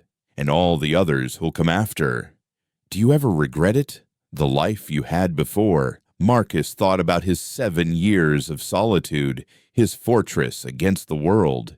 It seemed like someone else's life, now gray and distant. "How can I regret what led me to this? Even the pain, the war, especially that. Without Gettysburg, I never would have come here, never would have been broken enough to need rebuilding, never would have met you." So suffering led to joy. Suffering led to change. We chose to make that change joyful. As if in agreement, Joseph reached out and grabbed both their fingers, holding tight with surprising strength. That evening, the first snow began to fall. But this time, there was no panic. The community had learned, prepared, adapted. Together, they would weather whatever came. Marcus looked at his wife, his son, his unlikely neighbors who'd become family, and felt something he hadn't experienced since before the war. Wholeness. Not perfection. There would always be conflicts, prejudices, challenges, but wholeness nonetheless. The broken pieces of his life had been fitted together with others' broken pieces, creating something stronger than any of them had been alone. The hermit of Prescott Valley was truly dead. In his place stood Marcus Kane, husband-father bridge between worlds. A man who'd learned that redemption wasn't about forgetting the past, but about building a future worthy of the pain that preceded it. As the snow continued to fall, gentle this time, the community gathered in the main hall for dinner. Apache, Mexican, and white families sharing food stories' warmth.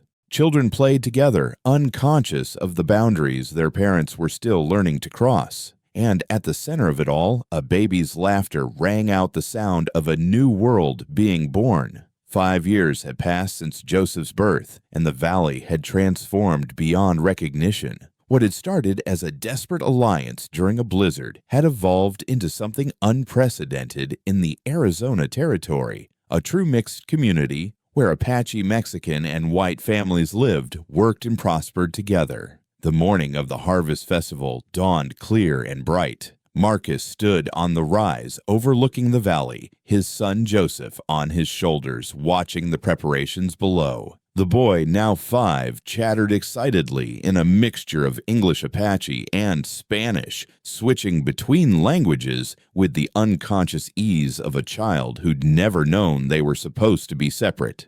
"Papa, look, Uncle Nietzsche is here." Indeed, Nietzsche's band was arriving for the celebration their horses painted for ceremony rather than war. The Apache warrior had become a regular presence in the valley, his trading post partnership with Marcus proving profitable for everyone involved. And there's Grandpa Tom. Joseph continued pointing at Tom Bradshaw, who would have bristled at the title from an Apache child 6 years ago, but now wore it with pride. Ayanna joined them, her hands resting on her swollen belly. Their second child would arrive soon, a daughter, if the Apache midwife's predictions were correct. "The altar is ready," she said. "Father Miguel is nervous.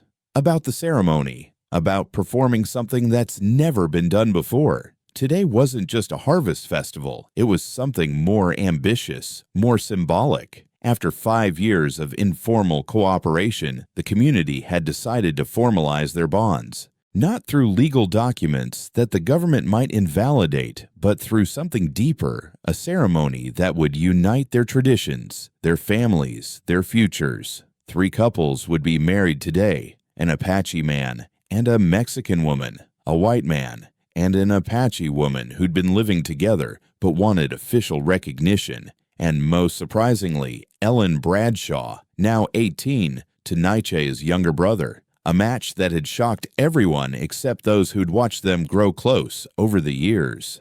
"Your father would be proud," Marcus said to Ayanna, knowing she was thinking of Joseph Crow Feather. "He dreamed of peace between our peoples. He just never imagined it would look like this." She gestured at the valley below, where children of all 3 groups played together, while their parents prepared food decorations and music for the celebration. As they descended into the valley, Marcus reflected on how much had changed.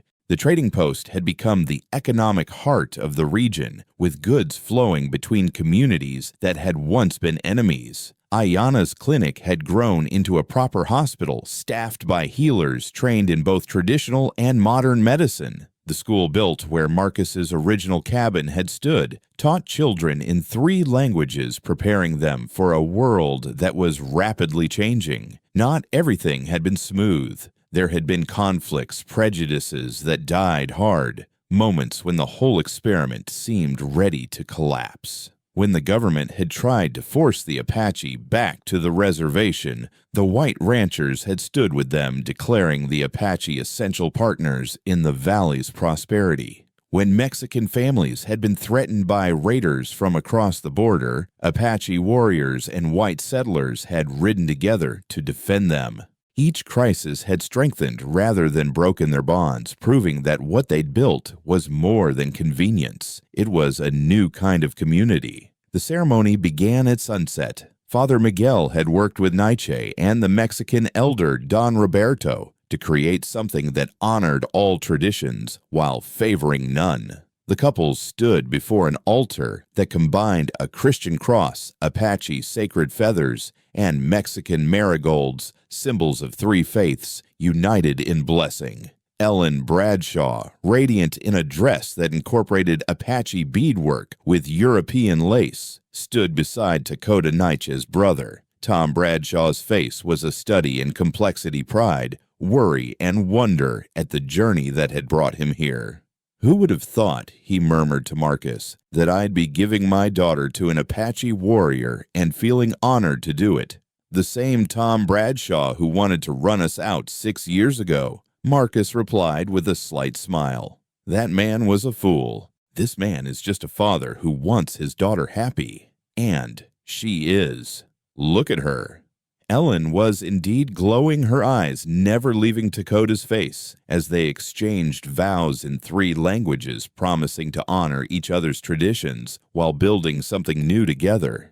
The Mexican-Apache couple went next, their families mingling in the crowd, boundaries blurring in shared joy. Then the white man and Apache woman, their union blessed by elders from both communities. As the ceremonies concluded, Father Miguel raised his hands for silence.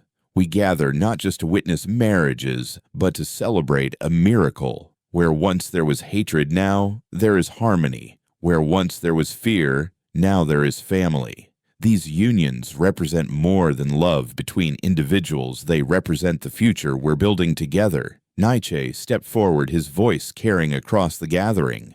"In Apache tradition, we say that all things are connected: the earth, the sky, the people. Today, we make that connection visible. We are no longer Apache, Mexican, and white living beside each other. We are one people with many traditions, building one future." Don Roberto added his voice, his Spanish flowing into English. "My people came to this land seeking opportunity. We found hardship, discrimination, struggle. But here in this valley, we found something else: acceptance, respect, belonging. This is not just a home. This is a hope made real." Marcus felt Ayanna's hand slip into his as Tom Bradshaw spoke last. "I came to this valley to build a ranch, to carve out a piece of land and defend it against all comers. I thought strength meant standing alone, but I learned that real strength comes from standing together.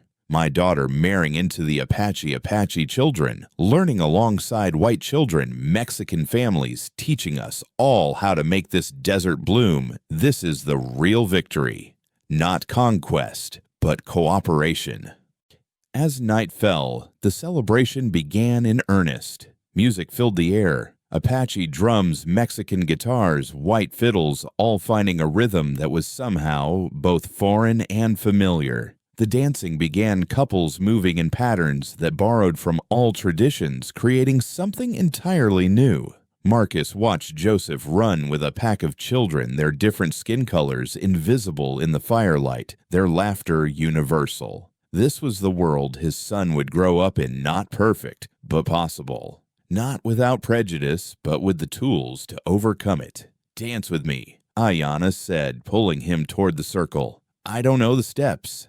Neither does anyone else. We're all making it up as we go, remember." As they joined the swirling dancers, Marcus caught glimpses of the journey that had brought them here. Private Morrison dying at Gettysburg. Ayanna defiant despite her bonds. The blizzard that forced them together. The violence that nearly tore them apart.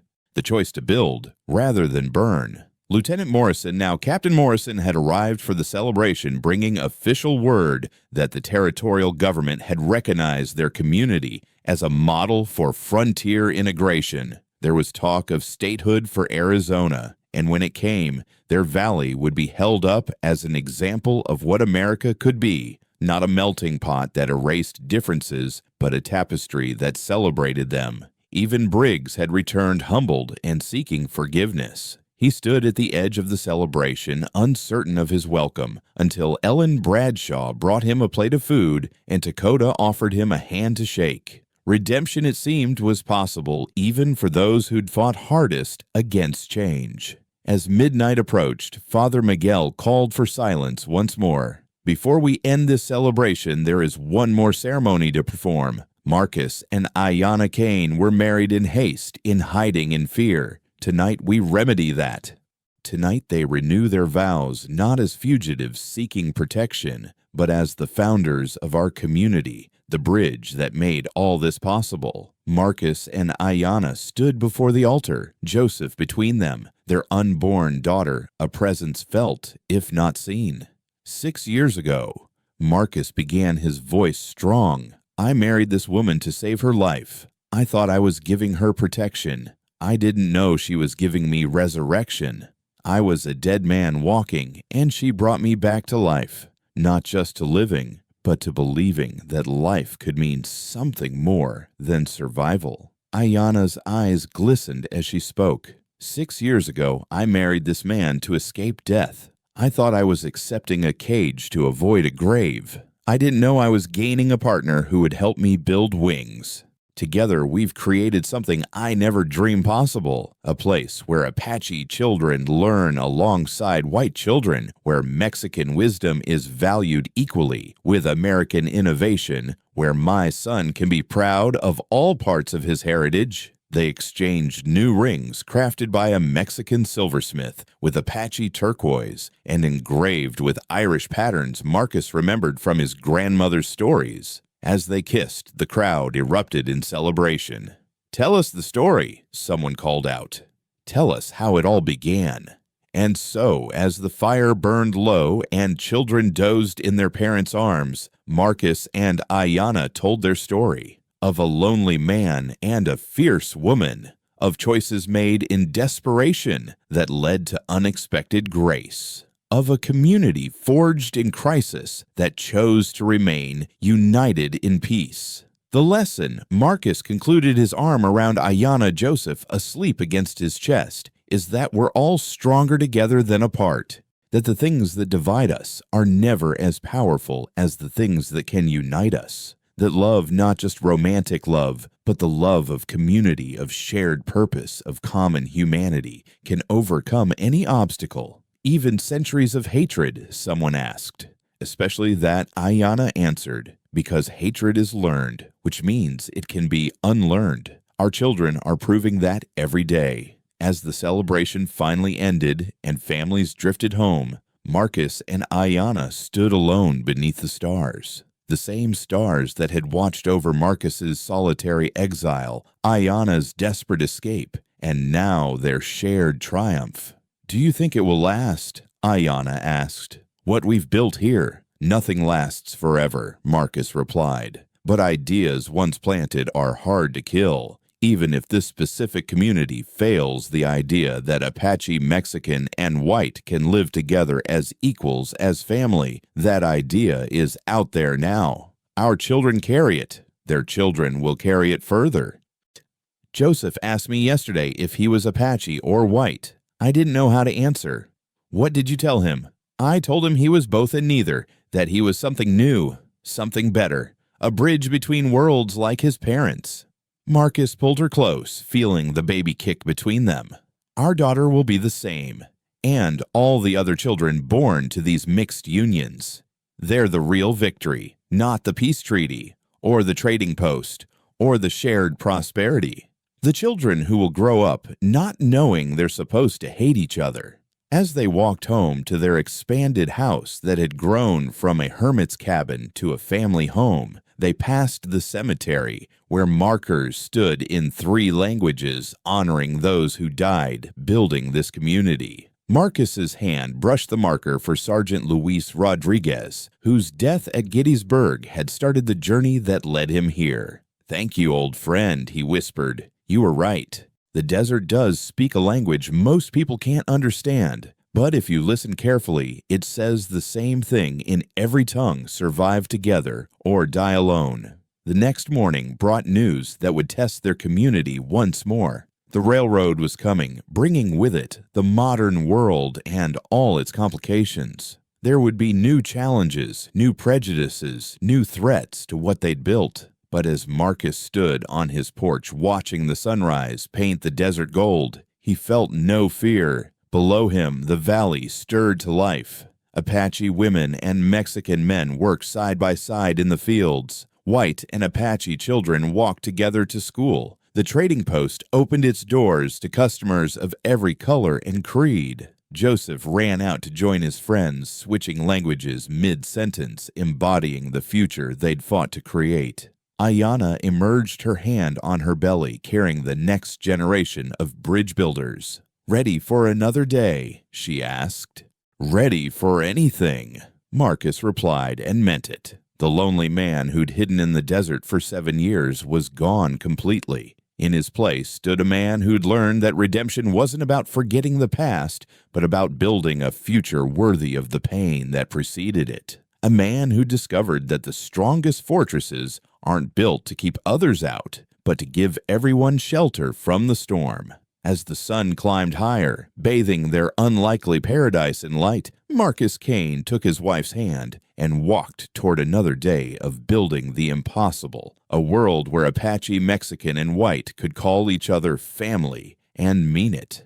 The transformation was complete. The desert that had once been his prison had become his promised land. And the woman who'd arrived bleeding and defiant had become not just his wife, but his partner in proving that love could conquer even the deepest divisions. Their story would be told for generations, the hermit and the warrior who chose building over burning, who turned enemies into family, who proved that America's promise of equality could be more than words on paper. It could be a life lived fully together under the vast and accepting sky.